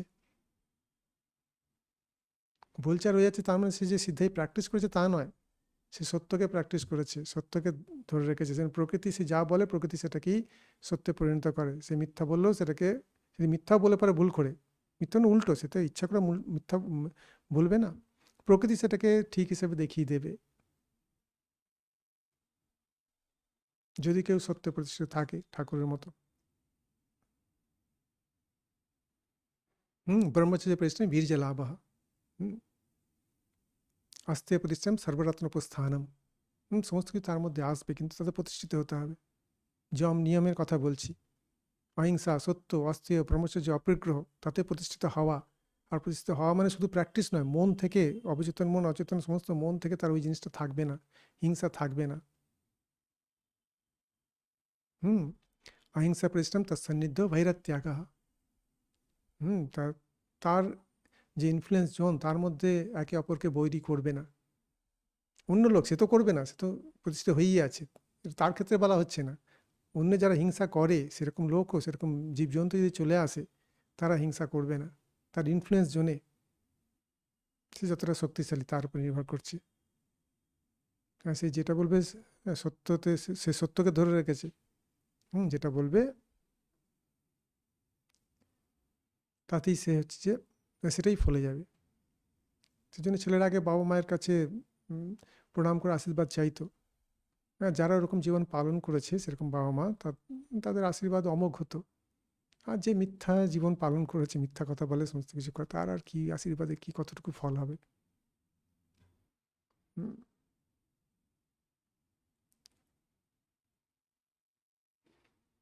ব্রহ্মচর্য পরিশ্রম বীর্য লাভ, তার উৎসাহ থাকবে। বিশেষ করে সাধন জীবনে উৎসাহটা খুব বড় দরকার, অনেক রকম বাধা আসে, তার উৎসাহ থাকতে হয়। এটাই তো অলৌকিকতা, এসবের এটা কি কার্যকারণ করতে খুঁজে আপনি বের করবেন? কার্যকারণ তো আছে, তা সূক্ষ্ম জগতের সেগুলো, আর সেগুলো আপনি আপনি চলে আসে। এ কোনো সিদ্ধাই প্র্যাকটিস করছে না, কোনো মন্ত্র জপ করে আমি এই সিদ্ধি পেতে চাই সেটা করছে না। সে সাধু জীবন যাপন করছে, যম নিয়ম পালন করছে, যেটা যোগে বলা হয়েছে। অপরিগ্রহ স্থৈর্যে জন্মকথা সম্বোধা, যখন কোনো কিছু সঞ্চয় করছে না, অন্য কারোর কাছ থেকে কিছু নেয় না, তখন হচ্ছে যে পূর্ব জন্মের নিজের এবং অপরের সেটা সে জানতে পারে। এগুলো তো সবই তো অলৌকিকতা। শৌচাৎ সঙ্গ যুবসা পরে অসংসর্গ, সত্যশুদ্ধি সৌমনস্ক একাগ্র ইন্দ্রিয় আত্মদর্শনে যোগ্যত্যানি চ। শৌচ করলে তো এত কিছু চলে আসছে। প্রথমটা বললেন যে কাম ভাব মন থেকে চলে যায় শৌচ থেকে।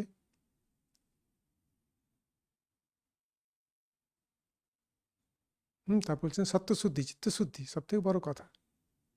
সৌমনস্য, মনে সবসময় আনন্দ থাকবে, সুমনস, শান্তি থাকবে, শান্তির আনন্দ। একাগ্রতা, এইকাগ্র, ইন্দ্রিয় যে, ইন্দ্রিয়ের উপর জয়লাভ হবে। আত্মদর্শনে যোগ্যতা আনিছে, আত্মদর্শনে যোগ্য হয়ে যাবে। তার মানে কি, তারপর একটু প্র্যাকটিস করলেই তার হয়ে যাবে আত্মদর্শন।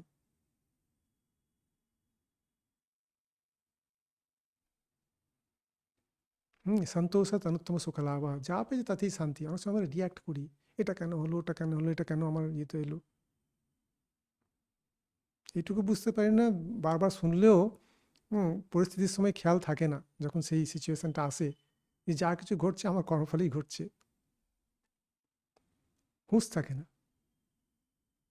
পরে বলে দিলে আবার হুঁশ থাকে, সেজন্য বারবার সাধ্যায় করতে হয়, বারবার ক্লাস ইত্যাদি করতে হয়, নিজেও পড়তে হয়, জপও করতে হয়, সাধুসঙ্গ করতে হয়। তখন এসব কথাগুলোকে যখন আলোচনা করা হয় তখন আমার মনে পড়ে যায়, না এগুলো তো আমার কর্মফলেই হচ্ছে, না ও দোষী। আমি রাস্তা দিয়ে যাচ্ছিলাম, আমি কিচ্ছু করিনি, একটা লোক এসে আমাকে একটা চড় মেরে দিল। সে কী করে এটা ব্যাখ্যা করবো, আমি তো কিছুই করিনি, সে কার্যকারণ খুঁজছে। সে যদি একটা খারাপ কথা বলতো বা কিছু বলতো, হ্যাঁ তাহলে নয় ঠিক ছিল। আমি একটা জাস্ট এক্সাম্পল দিলাম, এখানে তার কোনো দোষ নেই, সে হেঁটে যাচ্ছে, ও লোককে চেনেও না জানেও না, এসে তাকে মেরে দিল। তার দুঃখ হলো, সে কী করে ভাববে এটা আমার কর্মফলে হচ্ছে, আমি তো কিছু কর্মই করলাম না। সেজন্য বোঝা খুব শক্ত, কর্মের গতি হচ্ছে যে খুব গহন, গহনা কর্মণ গতি।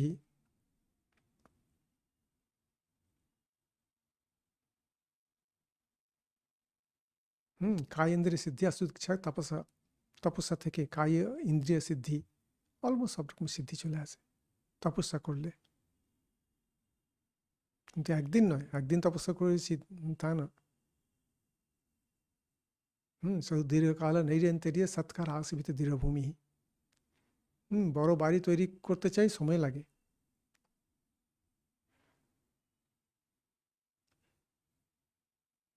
স্বাধ্যায় ইষ্ট দেবতা সম্প্রয়োগ, স্বাধ্যায় থেকে, জপ থেকে, শাস্ত্র থেকে ইষ্ট দেবতার দর্শন হয়ে যায়। দর্শন তো অলৌকিকই জিনিস, সূক্ষ্ম তত্ত্ব।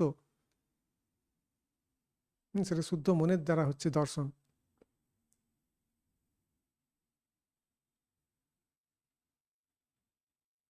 সমাধি সিদ্ধি ঈশ্বর প্রণিধান, ঈশ্বর প্রণিধান থেকে, তার শরণাগতি থেকে হচ্ছে যে সমাধি সিদ্ধি, সমাধি হয়ে যায়। সবটাই অলৌকিক। কিন্তু সে সিদ্ধায়ের জন্য করছে না। হ্যাঁ, কিন্তু এগুলো একটা সিদ্ধি। হ্যাঁ, যেগুলো হচ্ছে যে ঈশ্বরের পথে যেগুলো নিয়ে যায় সেগুলোকে সিদ্ধাই বলে না। যেটা ভোগের দিকে নিয়ে যায়, হ্যাঁ সেটাকে আমরা সিদ্ধাই নাম দিই। আর লোকে সেগুলো পছন্দ করে, তার মধ্যে অনেকে যেগুলো রোগ ভালো করা, ঠাকুর এগুলোকে বলছেন, সাধককে বারণ করছেন এগুলো করতে। কেন বারণ করছেন, তাহলে ওই লোক দুঃখে রোগ রোগ ভোগে কষ্ট পাক, মারা যাক? প্রত্যেকে নিজে কর্ম করছে, ঈশ্বর আছেন। তোমাকে করুণা দেখাতে হবে না, ঈশ্বর তোমার চেয়ে বেশি করুণাময়, আর সব কিছু ঈশ্বরই হয়ে রয়েছেন। আর যেটা তোমার কাছে পড়লো, চোখে পড়লো, সেটাকে তুমি করলে সেটা ঠিক আছে। সমস্ত জগতের ভার তোমাকে নিতে হবে না, ঈশ্বরকে নাও, তুমি নিজের জীবনের ভারটা নাও, তাহলেই হবে।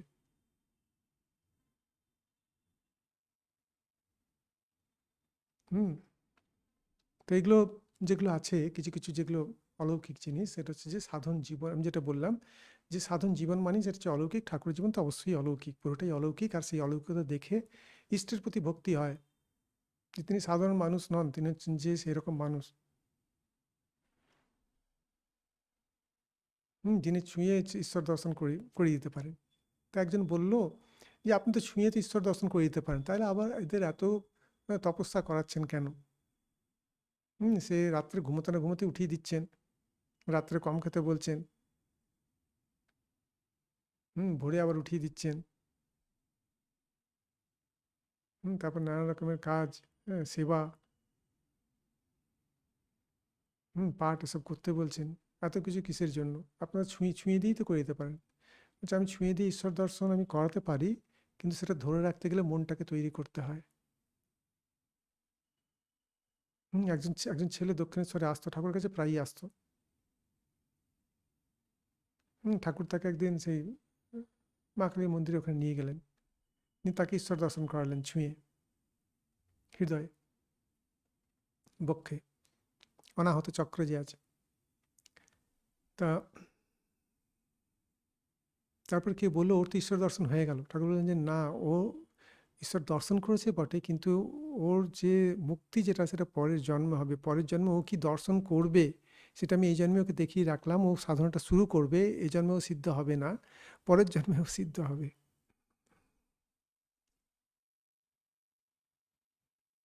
ঠাকুরকে ধরেছে, অবতারকে ধরলে তো তার সেবা করলে তো কিছু তো ফল তো পাওয়া যায়।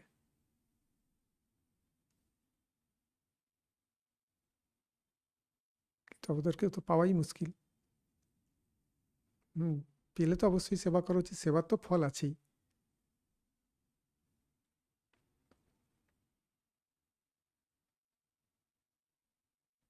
তো এবার তোতাপুরীজির কথা বলছিলাম, সে তোতাপুরীজি তো দেখলেন যে একদিনেই হচ্ছে যে তার 40 বছর সাধনা করে যেটা পেরেছেন, তার যে শিষ্য যে আছে সে তো একদিনই করে ফেলেছে। সে শিষ্য বলবেন না গুরু বলবেন, সেটা যাই হোক, বিধিবৎ তিনি হচ্ছেন যে গুরু।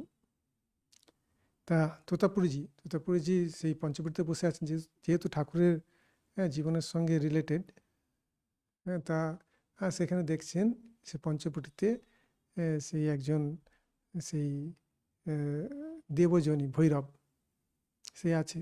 রাত্রেবেলায় ধুনি জ্বেলেছেন, সেও নেমে এসছে ওখান থেকে, গাছপালার ডালগুলো নড়ে উঠলো। তোতাপুরীজি তার মতোই একজন, তার চেয়ে অনেক দীর্ঘকায় একজন আলো। তুমি বুঝতে পারছেন এটা কে? বলে তুমি কে? বললো যে আমি এরকম যে দেবযোনী ভৈরব, এই স্থানটাকে রক্ষা করি। যে আসন যেটা আছে পঞ্চমুণ্ডী, নিজে নিজেই দায়িত্ব নিয়ে নিয়েছে, বা ঈশ্বর হয়তো দিয়েছেন, জানি না। তা তথাপি যেমন ঠিক আছে, তুমিও ব্রহ্মের একটা প্রকাশ, আমিও ব্রহ্মের আরেক রকম প্রকাশ, তুমিও ব্রহ্ম আমিও ব্রহ্ম, এসব বসেও ধ্যান করো।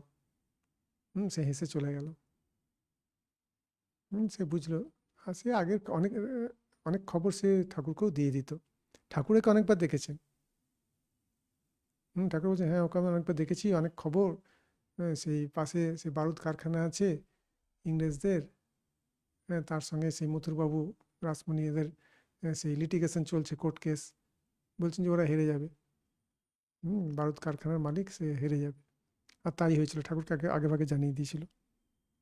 আবার তোতাপুরি যে রক্ত আমাশয় হয়, এগুলো সব তো অলৌকিক ব্যাপার, সে ভূত দেখাই হোক অন্য কিছুই হোক, এসব রক্ষা করা, এসব যে ঘটনা লোকের কাছে অলৌকিক লাগবে। হুম তা সে তোতাপুরীজির আবার সেই ব্রহ্মজ্ঞানী, কিন্তু রক্ত আমাশয় হয়ে গেল। পশ্চিমবঙ্গে থেকে গঙ্গার জল পেটে পড়তেই, গঙ্গা জল এমনিতে পবিত্র, কিন্তু সেই বর্ষাকালে সেখানে মলমূত্র নানা কিছু সেই নদীর মধ্যে দিয়ে এত আসে। তা তখন তো পিউরিফিকেশন সিস্টেম জানি না কীরকম ছিল। তা সেটা খেয়ে পেট খারাপ, ঠাকুরেও প্রচুর পেট খারাপ হতো। তো রক্ত আমাশয় হলো, মন আর সেই একসময় দেখা গেল যে মন আর সেই তার ধ্যানে থাকছে না, নির্বিকল্প ধ্যানে থাকছে না, শরীরে নেমে চলে আসছে। ঠাকুর অনেক রকম চিকিৎসার ব্যবস্থা করলেন, তাতে ফল হলো না। তখন ভাবলেন ঠিক আছে, এই শরীরটাকেই বিসর্জন দিয়ে দিই। যখন চিকিৎসা করে কিছু হলো না, এবং তিনি এক রাতে তিনি বিসর্জন দিতে যাচ্ছেন, তখন ভাটা পড়েছে। তা তিনি তখন মনটাকে স্থির করেছে, মনটাকে পুরো তুলে নিয়ে এসে সেই ভূপের মধ্যে আমাদের সেই আজ্ঞাচক্র নিয়ে এসে তখন তিনি ভাবছেন এই দেহটাকে বিসর্জন দেব। তিনি হেঁটে হেঁটে যাচ্ছেন, দেখছেন ও পারটাকে দেখাচ্ছে, এ পারটাকে দেখা যাচ্ছে না, কিন্তু জল আর নেই। যেটা ডুব জল পাবেন সেটা নেই। চারদিকে তাকিয়ে তখন ভাবলেন এটা কি মায়া। তখন হচ্ছে মা কালীর আদ্যাশক্তির রূপ চারদিকে দেখছেন, যে মায়ের জ্যোতি, অঙ্গজ্যোতি সব দিকেই। তখন তিনি ব্রহ্মশক্তি অভেদ, এই যে শক্তির এলাকার মধ্যে তিনি আছেন, তিনি বুঝলেন যে যে জীবন মৃত্যু ইত্যাদি সেটা তার হাতে, ঈশ্বরের হাতে। ইচ্ছে করলে যে মারা যায়, মৃত্যু হয়, তা সেটাও নয়। তখন তিনি ফিরে এলেন, এসে ঠাকুরকে বললেন, মা কালীকে প্রণাম জানালেন, ঠাকুরকে বললেন, তারপরে বিদায় নিলেন। তখন তার শরীরের রোগ সেরে গেছে। তো তারপরে যে আরেকটা যে ক্ষমতা ছিল, সেটা আপনাদের অনেকের ইন্টারেস্টিং মনে হতে পারে, সেটা হচ্ছে কিমিয়া বিদ্যা। সেই বিদ্যা বলে তিনি হচ্ছে যে তাম্র জাতীয় কিছু ধাতু যেগুলো আছে সোনাতে পরিণত করতে পারতেন। তাই যারা ওই পরম্পরা ক্রমে যারা ছিল, গুরুরা সবাইকে জানতে দিত না, তার যে মঠাধীশ, তা তিনিই জানতেন গুরু পরম্পরা বিদ্যা। কিন্তু ওটা স্বার্থে প্রয়োগ হচ্ছে নিষেধ ছিল। নিজের স্বার্থ, আমার লাভ কিছু হবে তার জন্য সোনা তৈরি করে সেটা করলে তাতে অভিশাপ ছিল, মানে সেটা করতে পারবে না। কিন্তু যেহেতু আহ, সেই তোতাপুরীজি বলতেন তাদের দলে তখন 700 সাধু ছিল, কোনো একটা আখড়ায় ছিলেন তোতাপুরীজি, তার 700 সাধু ছিল। তো অত সাধুকে, 700 সাধুকে খাওয়ানো, সেটা হোস্টেলের মতো, অত রান্না, অত কিছু করা, তার জন্য পয়সা তো লাগবে। তা সবসময় পয়সা না থাকলে তখন এই বিদ্যাটা ছিল, এই বিদ্যার বলে হয়তো কোনো জায়গায় বেড়াতে যাচ্ছেন বা কিছু, কিন্তু অত ভিক্ষায় শাস্ত্র সাধুকে কে অত ভিক্ষা দেবে? হ্যাঁ, তখন হচ্ছে যে এইসব বিদ্যা তো প্রয়োগ করতেন। তো ঠাকুর তো এসবের কোনো প্রয়োজন অনুভব করেননি। ঠাকুরের তো অলরেডি মা তো আছেন, মা কালী তো আছেন। হ্যাঁ, রসদদার সমস্ত কিছু যা জোগাড় করার তিনি তো সব জোগাড় করে দিচ্ছেন। গুরু শুদ্ধ জোগাড় করে দিচ্ছেন। তাকে গুরুর কাছে যেতে হচ্ছে না। যে মা আমি এটা জানবো, এটা কি কি তুমি জানিয়ে দাও। মা তখন জানিয়ে দিচ্ছেন। কখন তিনি জানিয়ে দিচ্ছেন, কখনো তার মধ্যে থেকে যে যুবক সন্ন্যাসী আছে সেও অনেক কিছু বলে দিচ্ছে। বেশিরভাগ সাধনা সেই যুবক সন্ন্যাসী, হ্যাঁ, তারই মনের কোনো একটা অংশ ঈশ্বর। হুম তা সে এসে বাইরে এসে সে তখন যে কোন সাধনা করতে হবে, কীভাবে করতে হবে, তার ফল কি সমস্ত বলে দিত। আর তারপর ধ্যান করতে বসলে সে ত্রিশূল নিয়ে বসে থাকতো, যে ধ্যানে মন না বসালে এই ত্রিশূল বুকে গেঁথে দেবো। ধ্যানের সময় তিনি দেখতেন যে যে তার যে গ্রন্থি যেগুলো আছে, সে পায়ের দিক থেকে উপরের দিকে অবধি সব যেন খটখট খটখট করে তালাবন্ধ হয়ে গেল, মানে আর তিনি নড়তে চড়তে পারবেন না। ধ্যান করতে হবে, ধ্যান শেষ হলে আবার সেগুলো উপর থেকে নিচে অবধি খুলে যেত। তার সাধনাও অদ্ভুত ছিল। যে কোনো সাধনাই নিয়ে নিন, সে হনুমান ভাবে সে রামজির সাধনা, হনুমানের মতো একটা কাপড়কে সে লেজ করে নিয়ে তিনি হুপ হুপ করে বেড়াচ্ছেন, চোখ চোখ পিটপিট করছেন, লাফিয়ে লাফিয়ে চলছেন, আর গোটা ফল যদি খাচ্ছেন, গাছের উপরে তিনি আছেন, ওখান থেকেই প্রস্রাব ইত্যাদি সমস্ত কিছু। লোকে পাগল ভাববে না কি ভাববে? সাধনা যেটা ভাবছেন আমি হনুমানভাবে সাধনা করছি, দাসভাবে সাধনা করছি, হ্যাঁ সেইভাবে ভাবিত হয়ে গেছেন। মধুরভাবে সাধনার সময় সেই মহিলা যেরকম করে পোশাক ইত্যাদি পরেন, হ্যাঁ সেরকমভাবে পড়ছেন, নিজেকে সেরকমইভাবে ভাবছেন, শ্রী রাধা ভাবে নিজেকে পুরুষ বলে ভাবছেন না, স্ত্রী বলেই ভাবছেন। সেইভাবে পুরোটা ভাবিত হয়ে যেতেন। যে আমি যে অন্য অন্য কিছু, সেটা কিন্তু তার মনে আসতো না। খুব শুদ্ধ মন থাকলে এটা হয়, যেটা ভাবনা করছে সেটাই হয়ে যাচ্ছে। আর ওইভাবে ভাবিত থাকতেন।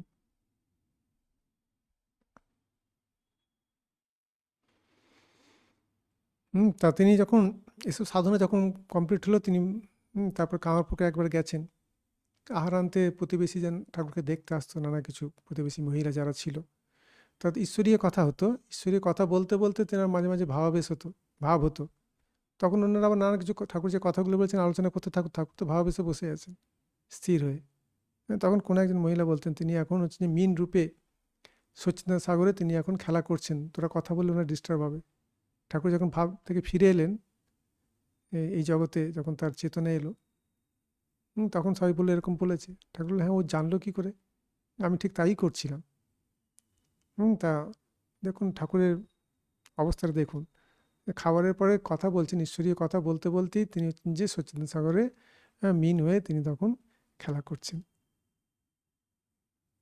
তার গল্প, ঠাকুরের আড্ডা, আড্ডা হতে হতে সমাধি। কাশিতে যখন বেড়াতে যান, তখন তার অদ্ভুত দর্শন। মণিকর্ণিকার ঘাটে তিনি শিবজিকে স্বয়ং দেখছেন। তা কাশিতে মৃত্যু হলে মুক্তি হয়, কী করে হয় সেটা লোকে জানে না, আর ঠাকুরের দর্শন হচ্ছে। দেখছেন শিবজি, তার চেহারাও সেরকম, সে দীর্ঘকায় পুরুষ, পুরো শ্বেতবর্ণ, পিঙ্গল রঙের জটা, সে গম্ভীর পদে প্রত্যেকটা সেই চিতার পাশে গিয়ে তারক মন্ত্র শোনাচ্ছেন দেহিকে। আর চিতার উপর বসে উম, সেই আদ্যাশক্তি, সেই মহাকালী রূপে তার সেই স্থূল সূক্ষ্ম কারণ যে সংস্কার যেগুলো আছে সেগুলোকে সরিয়ে দিয়ে তাকে মুক্ত করে দিচ্ছেন। তিনি নৌকা থেকে, গঙ্গার বুক থেকে তিনি দেখছেন ভাবে।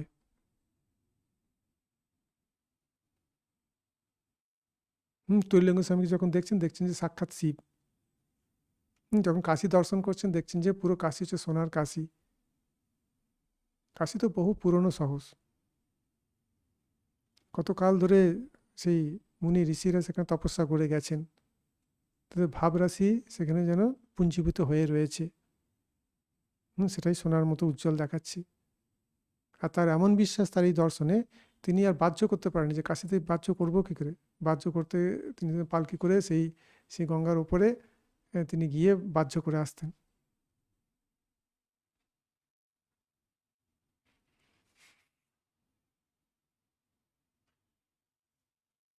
আর তাকে বলেছি, তাকে ধরলেই অনেক কিছু পাওয়া যেত, ভাব সমাধি। মথুরবাবু ধরলো আমাকে ভাব সমাধি করে দিতে হবে, ঠাকুরকে দেখেছেন হয়, ভেবেছেন খুব আনন্দের ব্যাপার। ঠাকুর বললেন, না, তোমার সব দরকার নেই, তোমার সব সম্পত্তি দিয়ে আছে, তুমি আমার সেবা করলেই হবে। তিনি শুনলেন না। ঠাকুর বললেন যে ঠিক আছে, মায়ের ইচ্ছা হলে হবে। মায়ের ইচ্ছা হলে হয় মানে হচ্ছে হয়ে যাবে আর কি। তা কয়েকদিন পরে মথুরবাবু ভাব হলো, 3 দিন ধরে সেই ভাব এমন আছে যেন ভূতের মতো চেপে আছে। আর সংসারে তার যে সম্পত্তি এদিক ওদিক হতে বসেছে, তিনি মন দিতে পারছেন না। সবসময় ঈশ্বরের চিন্তা, বুক লাল হয়ে আছে, শরীর থরথর করে কাঁপছে, চোখে জল। ঠাকুরকে ডেকেছেন, ঠাকুর এসেছেন। ঠাকুর এসে বলছেন যে তোমার ভাব ফিরিয়ে নাও। ঠাকুর বললেন যে আমি তোকে আগেই বলেছিলাম। বললেন যে সে জানবো কী করে যে এরকম ভূতের মতো চেপে বসবে আর পুরো সংসার আর মন দিতে পারবো না। বলছে এসব আমার জন্য নয়, আমরা সেবা করবো তোমার, সেটাই ঠিক আছে। দিলেও নেওয়া যায় না।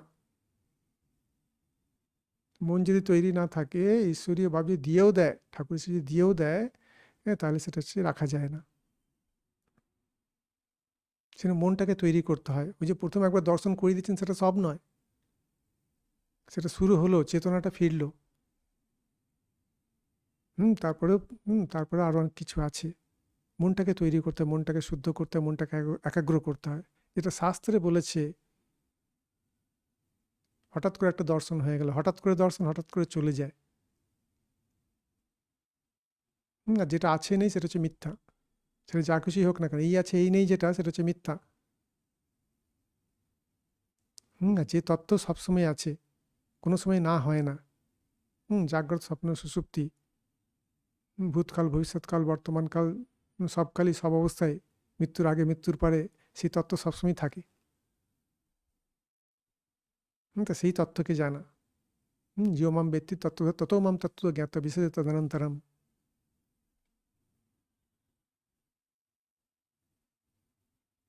তত্ত্ব তত্ত্ব তাকে হচ্ছে জানতে হয়। তা সেই মথুরবাবুরও তো এই অবস্থা, হৃদয়েরও হলো। কাশি থেকে ফিরে এসে তখন হচ্ছে যে তার স্ত্রী বিয়োগ হওয়ার পরে তার তো খুব বৈরাগ্য, অনেক জপ ধ্যান, অনেক কিছু সে করতে গেলে। ঠাকুর বললো সব কিছু দরকার নেই, কিন্তু সে মানবে কেন, মন মানবে কেন? অনেক কিছু করলো, ঠাকুরকে ধরলো। ঠাকুর বললো ঠিক আছে, মায়ের যদি ইচ্ছে হয়। অনেক কিছু দর্শন হলো। তা মথুরবাবু বলছেন যে হৃদয়ের এগুলো ঢং করছে কেন? বলছে ঢং নয়, একটু দেখতে চাইছে, মা একটু দেখিয়ে দিচ্ছেন। তারপর একদিন রাত্রে ঠাকুরের সঙ্গে সে যাচ্ছে পঞ্চবটির দিকে, ঝাউতলায়, গারু আর গামছা নিয়ে পিছনে হচ্ছে যে হৃদয়, আর ঠাকুর হচ্ছে সামনে যাচ্ছেন। সে দেখছে ঠাকুরের উজ্জ্বল মূর্তি, চারপাশে গঙ্গা, পঞ্চবটির গাছ, এতে সমস্ত কিছু সে নর্মাল দেখছে। ঠাকুরকে দেখছে উজ্জ্বল মূর্তি, তো একবার চোখ মুছে নিল। তারপরে একই দৃশ্য নিজের দিকে তাকিয়ে দেখছে, ও সেও হচ্ছে উজ্জ্বল মূর্তি। ঠাকুরের পা হচ্ছে যে মাটিতে পড়ছে না, আর তারও সেরকম হচ্ছে উজ্জ্বল দেহ। সেরকম হচ্ছে ও রামকৃষ্ণ, ও রামকৃষ্ণ, আমরা মানুষ নই, আমরা এখানে কেন? চলে যাই জীব উদ্ধার করতে। চিৎকার করে করে বলছে। ঠাকুর দেখছে লোক জড়ো হবে, বলছে ওরে থাম থাম, সে থামতে চাইছে না। চিৎকার করতেই থাকছে। ঠাকুর তখন তাড়াতাড়ি এসে তার বুকে হাত দিলেন। বললেন দে মা, শালাকে জ্বর করে দে। আর তখন তার সেই উপলব্ধিটা চলে গেল। সে তখন ঠাকুরকে কাঁদো কাঁদো হয়ে বলছে যে তুমি এরকম জ্বর হতে বললে কেন, আমার তার উপলব্ধি হবে না। তো এরকম ঠাকুরের পুরো ব্যাপারটাই হচ্ছে যে অলৌকিক ব্যাপার। আর তারও একবার মনে হলো আমিও ঠাকুর যেমন সাধনা করে সিদ্ধি লাভ করেছে, আমিও গিয়ে সিদ্ধি লাভ করবো। বসেছে পঞ্চবটির আসনে, আর উপরে যে বসে আছে সে যে ভৈরব, সে জানে না। তার মনে হলো গায়ে যেন কে এক মালসা আগুন ঢেলে দিয়েছে। তখন হচ্ছে যে সে তখন চিৎকার করছে, মা গো, সে জ্বলে গেলুম, বাঁচাও ইত্যাদি বলছে। আর ঠাকুরের তখন কী মনে হলো, পঞ্চবটির দিকে আসি, তিনিও আসছিলেন।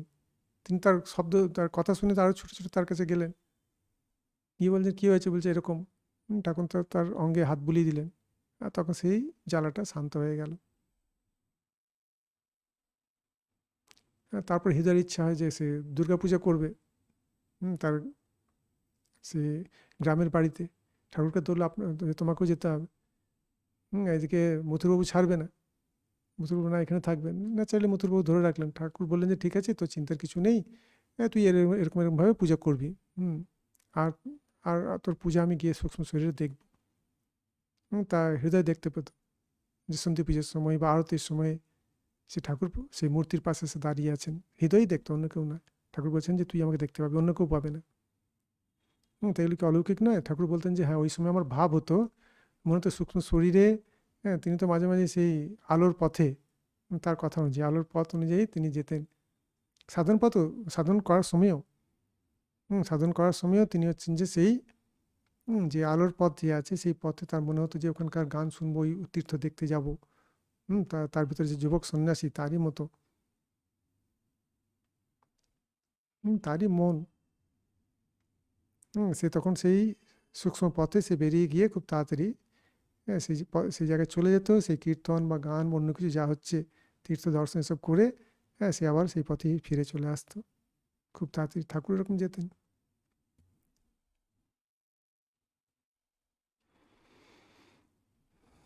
তারপরে ঠাকুর তাকে বলেছিলেন যে ভাবাবিষ্ট হয়ে, যে ঠিক আছে তুই 3 বছর দুর্গাপুজো করবি। তারপরে না, চতুর্থবার তিনি করতে গেলেন, নানা রকম বাধা বিপত্তি এসে চতুর্থবার তার করা হলো না। রামকুমারের পুত্রের যে অক্ষয় ছিল, তার যে শরীর যাওয়া বা তার সম্বন্ধে ঠাকুরের যে ভবিষ্যৎবাণী সবগুলোই পূর্ণ হয়েছিল। বিবাহ করতে বারণ করেছিলেন, বিবাহ করলে এমন রাক্ষসগণের সঙ্গে, ঠাকুর বললেন যে এই শরীর আর থাকবে না। রামেশ্বরের ক্ষেত্রে বলেছিলেন যে স্ত্রী সঙ্গ করতে বারণ করেছিলেন, তারপর করলে তারপর শরীর চলে গেল। ঠাকুর বললেন আমি তো বারণ করেছিলাম। এর ক্ষেত্রে তাই অক্ষয়ের ক্ষেত্রে তার যখন শেষ অবস্থা, ঠাকুর বললেন যে হৃদয়কে যে ভালো করে চিকিৎসা করিয়ে নিয়ে এ অক্ষয় আর বাঁচবে না। হৃদয় বলছে আর তুমি এরকম কথা কী করে বললে। খুব সুদর্শন পুরুষ ছিলেন, খুব ধ্যানও করতেন। বিষ্ণু ঘরে যখন বসতেন 2 ঘন্টা ধ্যান করতেন, ঠাকুরের মতো এত প্রাণায়াম করতেন যে মুখ দিয়ে রক্ত ইত্যাদি পড়তো। ঠাকুর তাই খুব ভালোবাসতেন অক্ষয়কে। তার যখন শরীর যায় ঠাকুর তখন নাম শোনান, গঙ্গা নারায়ণ রাম ইত্যাদি নাম শোনান। তারপর তার শরীর চলে যায়। তারপর তিনি দেখেন যে দেহি বেরিয়ে যাচ্ছে দেহ থেকে, যেমন তরবারির খাপ থেকে তরবার বের করে নেয়, তিনি আনন্দে হাসছেন যে মুক্ত হয়ে গেল, অন্তত এই শরীর থেকে মুক্ত হলো। আর শেষ সময় ঈশ্বরের নাম করিয়ে দিয়েছেন, ন্যাচারালি সেরকমই গতি হবে। তিনি হাসছেন, হৃদয় কাঁদছে, এরকম তার দর্শন। এটা তো অলৌকিক দর্শন। নবদ্বীপ দর্শনের সময় তিনি নবদ্বীপ ঘুরার কিছু সেই যে আধ্যাত্মিক উপলব্ধি তার সেরকম কিছু হচ্ছে না, কি দর্শন চাইছেন হচ্ছে না। তারপর দেখলেন যে এখানে কিছু হলো না। হ্যাঁ, তারপর তিনি ভাবলেন এরা বোধহয় কিছু একটা এরমভাবে বানিয়ে এসব নানা কিছু করছে। তারপরে যখন নৌকা নিয়ে মাঝ গঙ্গায় এসছেন তখন তার দর্শন হচ্ছে, দুটো সুন্দর ছেলে পিছনে হচ্ছে যে আলোকের জ্যোতি নিয়ে তার দিকে ছুটে এসে তার দেহে ঢুকে গেল। পরে জানলেন যে আসল যে নবদ্বীপ সেটা হচ্ছে গঙ্গার মধ্যে তলিয়ে গেছে। মানে গঙ্গা এসে গঙ্গার ভাঙন ধরে তো, এসে ওই অংশটাকে জলের তলায় নিয়ে চলে গেছে, পবিত্র করে রাখছে। মথুরবাবুর যখন দেহত্যাগ হয়, হ্যাঁ, তো তিনি তো লাস্টের দিকে দেখতে যাননি, হৃদয়কে পাঠাতেন, শেষ দিন হৃদয়কেও পাঠাননি তার খবরাখবর নেওয়ার জন্য। শুধু যখন অপরাহ্ন হলো তিনি তখন 2 ঘন্টা, হ্যাঁ, তিনি সমাধিমগ্ন। 5টার দিকে বললেন যে যে তার যে তেজ, মথুরানাথের যে তেজ, তাকে যে মা কালী যে সখীরা আছে তাকে নিয়ে চলে গেল দেবী লোকে। হৃদয় পরে খবর নিয়ে গেল, ওই সময় তার হচ্ছে যে দেহত্যাগ হয়েছে। দক্ষিণেশ্বরে তিনি বসে বলে দিচ্ছেন কালীঘাটে কি হচ্ছে, সেই কলকাতায় কি হচ্ছে।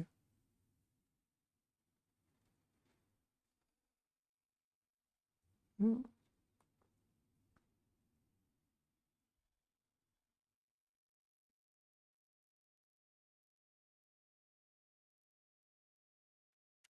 আর তারপর তার যে অদ্বৈত অনুভূতি, যে সর্বভূতে ব্রহ্ম যে আছে, তা সেটার যে অনুভূতি যেটা হয়, তা সেটা দেখছেন।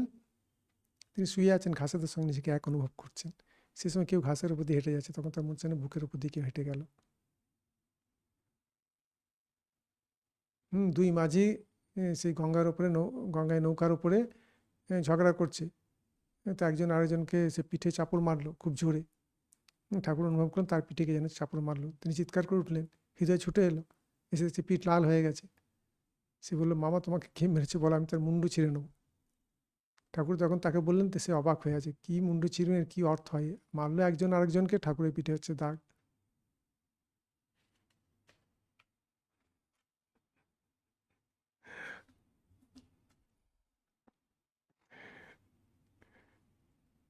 তবে কি, দৈব হয়েছে গুণময়ী মম মায়া দুরাত্ময়া, হৃদয়ে এত দেখেছি, এত অনুভব হয়েছে ঠাকুরের সঙ্গে থাকা, হ্যাঁ, তার যে সে যদি সেটাকেই ঠিক করে বলতে পারত, কারণ তার সাধন জীবনে সেই ঠাকুরের যে সাধনার সময়টা প্রথম থেকে, তখন তো লাটু মহারাজ থাকেন, লাটু মহারাজ তো পরের দিকে এসছে, সাধনার সময় হৃদয়ই ছিল।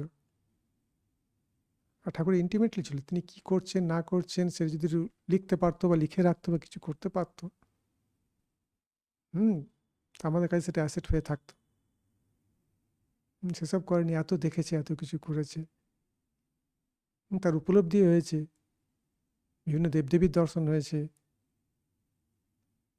ঠাকুর নানা রকমভাবে দর্শন দিয়েছেন। এত দেখার পরেও মম মায়া দুরাত্ময়া, মহামায়া বলে দিয়েছেন যতই দর্শন করো, আমার কৃপা না পেলে এই দর্শনেও কিছু ফল হবে না। সেই কাম কাঞ্চন ইত্যাদির প্রতি তার আকর্ষণ কমেনি।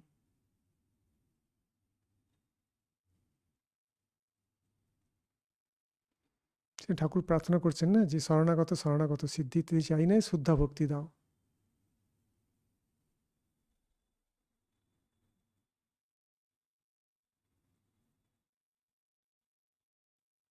অনেকে নানা রকম সিদ্ধাই থেকেও আটকে যায়, নানাভাবে আটকে যায়। মহামায়া কাকে কি মানে কীভাবে আটকাবেন তিনিই জানেন, সেখানে তার শরণাগত হতে হয়। মামেবে যে প্রপদ্যান্তে মায়া মেতাম তরন্তিতে, কারণ তার মায়া, তিনি বোঝেন কাকে কী জিনিস দিয়ে আটকাতে হবে, খুব ভালো করে জানেন। আটকানো তার কাছে, কাউকে আটকানো তার কাছে কোনো ব্যাপার না। ব্রহ্মা বিষ্ণু এখানে পরে খাবি খাচ্ছে, বরাহ অবতার তিনি ফিরে যেতে চাইছেন না, তিনি বরাহ শরীরে তিনি থাকতে চাইছেন। শিবজি এসে ত্রিশূল দিয়ে যখন শরীর ভেঙে দিয়েছেন তখন তিনি যাচ্ছেন। ঈশ্বর কৃপা না করলে খুব মুশকিল। মম মায়া দুরাত্ময়া, তার মায়াকে পার হওয়া খুব মুশকিল। অলৌকিকতা হচ্ছে এক হিসেবে যেগুলো প্রকৃতির রাজ্যে, চেতনা রাজ্যটাকে ছেড়ে দিন, চৈতন্য যে সত্তা যে আছে প্রকৃতির রাজ্যে, সেখানেও আটকে দেওয়া তার পক্ষে কোনো ব্যাপারই না। অনেকে এতেও আটকে যায়, ওইসব রূপ দেখতে দেখতে সেখানেই থেকে গেল। ঈশ্বরের রূপ দেখছি, ওটাই শেষ কথা। আর ওটা শেষ কথা নয়, তারপরেও আছে অদ্বৈত তত্ত্ব আছে। তোতাপুরি যখন এলেন তখন মা বললেন, হ্যাঁ আমি সে তোমাকে শিক্ষা দেওয়ার জন্য ওকে এনেছি। যে রূপের পরে অরূপ দর্শন, রূপ দর্শন তো হলে অরূপ দর্শন, অরূপটা কি, অদ্বৈত তত্ত্বটা কি। মহামায়া যদি জানিয়ে দেন, তিনি যদি না শিক্ষা দেন, তিনি যদি না গুরু হন, তাহলে কে গুরু হবে।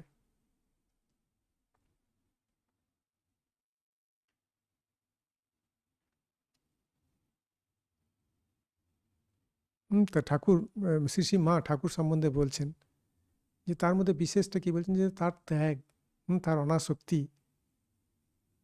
যে এরকম ত্যাগ কোথাও দেখিনি। কাম কাঞ্চন ত্যাগ সেটা একটা জিনিস, হাতে একটু জোয়ান দিয়েছেন, তার বেটুয়াতে মশলা তিনি খেতেন, মশলা নেই, তার কি আর কাপড়ে একটা কাগজে মুড়ে তিনি কিছু জোয়ান দিয়েছেন সে বেটুয়া রাখার জন্য। ঠাকুর সেটাকে নিয়ে বেরিয়ে আসছেন, বেরিয়ে এসে আর তার ঘরের দিকে না গিয়ে সোজা পোস্তার দিকে চলে যাচ্ছেন। পোস্তা তখন জোয়ার, তিনি বলছেন মা ডুবি, মা ডুবি। মা তো ঘর নগর থেকে বেরোতেন না, লজ্জা পেতেন। আর তিনি তখন ভেতর থেকে তখন তিনি খুব চিন্তিত হচ্ছেন। এই সময় একজন বামুন দিক দিয়ে আসছিল, সেই কালীঘরের, তাকে ডেকে হৃদয়কে ডাকতে বলে, হৃদয় তখন খেতে বসছে একটু হাতে, সে শুনে ছুটে ছুটে চলে এলো। সে দেখছে ঠাকুর ডুবি ডুবি করে সে পড়তে যায়। সে তখন ঠাকুরকে ধরে নিয়ে চলে এলো। হাতে একটু সেই একটু জোয়ান নিয়েছেন, তাতে হচ্ছে সঞ্চয় হয়ে গেছে, তার সঞ্চয় করতে নেই, ডুবে যাওয়া। তা মথুরনাথ কিছু টাকা দিতে চাইছে, জমি জমা লিখে দিতে চাইছে, মারতে এসছে। হুম ঠাকুর তাকে মারতে মারতে ছুটে যাচ্ছেন, মথুরনাথকে মায়ের কাছ থেকে সরিয়ে নিতে যাচ্ছে। কেউ টাকা দিলেও তো ওই শয়তানটা আমাকে মায়ের কাছ থেকে সরিয়ে নিয়ে যেতে চাইছে। সে লক্ষ্মীনারায়ণ মারবাড়ি হোক, বন্য কেউ হোক, মানুষ যে জন্য পাগল এই জগতে, তিনি সেটাকে ত্যাগ করে বসে আছেন। অনাসক্তি, না বলেও কারো জিনিস নেবেন না, না বলেও কারো জিনিস খাবেন না। শেষ সময় কোনো বাগান থেকে লেবু আসতো, একদিন ঠাকুর সেই লেবু ছুঁতে পারছেন না, জমি হস্তান্তর হয়েছে, এরা কিছু জানে না, জমি সেই বাগান থেকে প্রতি লেবু নেয়। হ্যাঁ, এই জমি অন্য অন্য মালিকের আন্ডারে চলে গেছে, তাকে তো বলা হয়নি, চুরি হয়ে গেছে, ঠাকুর আর গ্রহণ করতে পারছেন না। খারাপ লোকেদের হাতে জল ইত্যাদি তিনি গ্রহণ করতে পারতেন না। চুরি হওয়া জিনিস উনি গ্রহণ করতে পারতেন না। কেউ কিছু টাকা দিয়েছে, কবিরাজ 5 টাকা হয়তো দিয়েছে। ঠাকুর ভাবেন ঠিক আছে, এই দুধের দেনাটা আছে, মেটানো যাবে। রাত্রেবেলা শুয়ে আছেন, দেখছেন যে বুকে যেন সেই বিল্লি আঁচড়াচ্ছে। রামলালকে ডেকে বলছেন রাত্রে 12টার সময়, যে আমাকে দিয়েছে না তোর খুড়িকে দিয়েছে, তোর খুড়িকে দিলে ঠিক আছে, আমাকে দিয়েছে। ঠাকুর না, আপনাকেই দিয়েছে, তুই শিগগিরই ফেরত দিয়ে আয়। রাত্রে আর কোথায় ফেরত দেবে, সকালে উঠে ফেরত দিয়ে এলো। হাতে টাকা দিলে হাত বেঁকে যেত। ডাক্তার ভগবান রুদ্র সে কী করলো, সে একবেলা একটা টাকা দাও, হাতে একটা টাকা দিল, এরকম কয়েন, ধাতুও ছুতে পারতেন না। সঙ্গে সঙ্গে হাত আড়ষ্ট হয়ে গেল, নিঃশ্বাস বন্ধ হয়ে গেল। কীভাবে ব্যাখ্যা করবেন? মন কেমন তৈরি করেছেন, মনকে বলে রেখেছেন হাতে পয়সা দিয়ে এরকম হবে।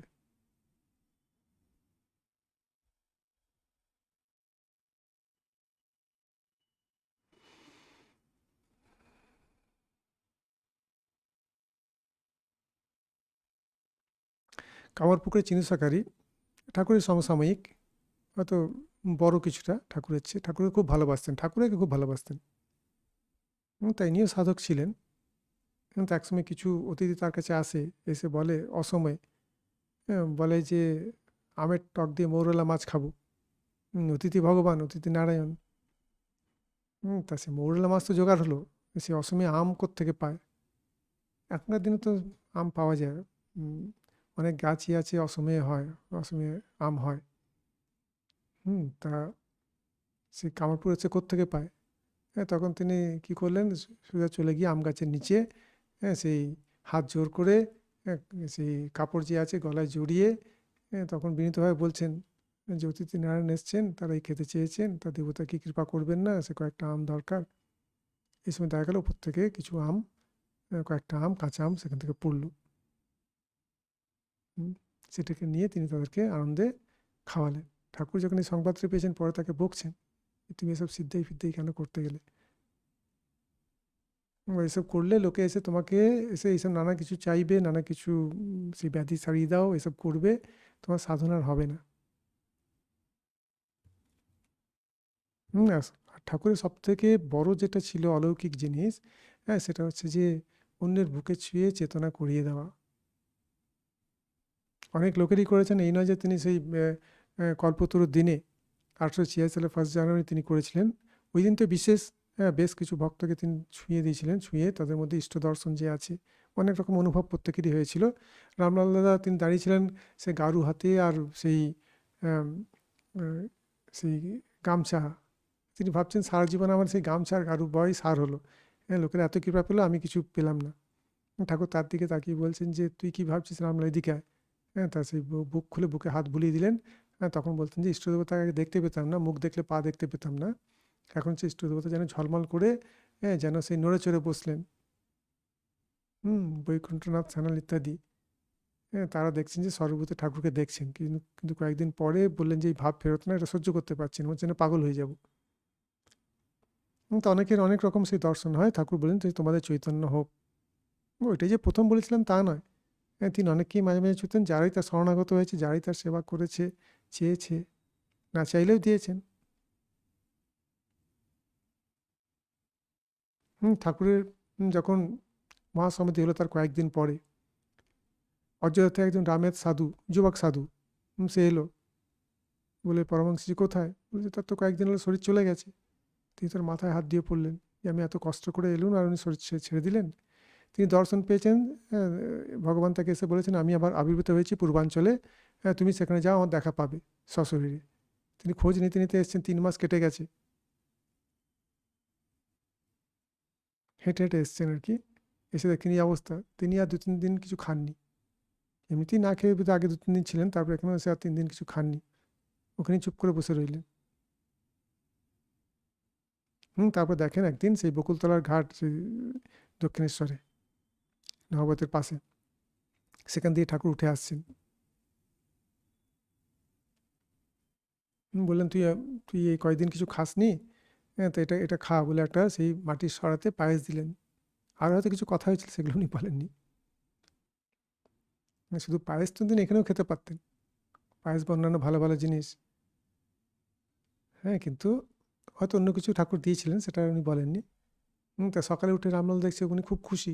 এই কী ব্যাপার, তুমি এত খুশি কেন? বললেন, না ঠাকুর এরকম এসেছিলেন, এসে আমাকে দেখা দিলেন, এই পায়েস দিলেন। এই দেখো সরা, মাটির সরা, একজন সূক্ষ্ম শরীর সে মাটির সরা কী করে পেল? রামলাল, তা সেই রামলাল দা সেই সরাটা অনেকদিন রেখেছিল।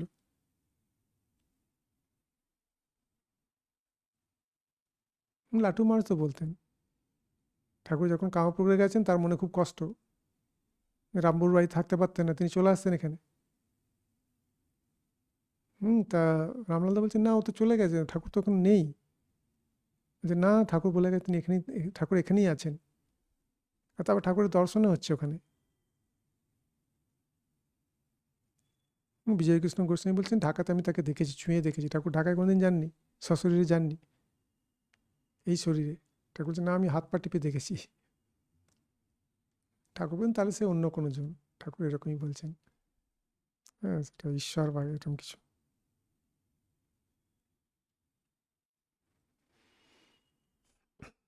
আর নরেনের সঙ্গে ঠাকুরের যে যত সাক্ষাৎকার, সের মধ্যে অলৌকিক কত কিছু।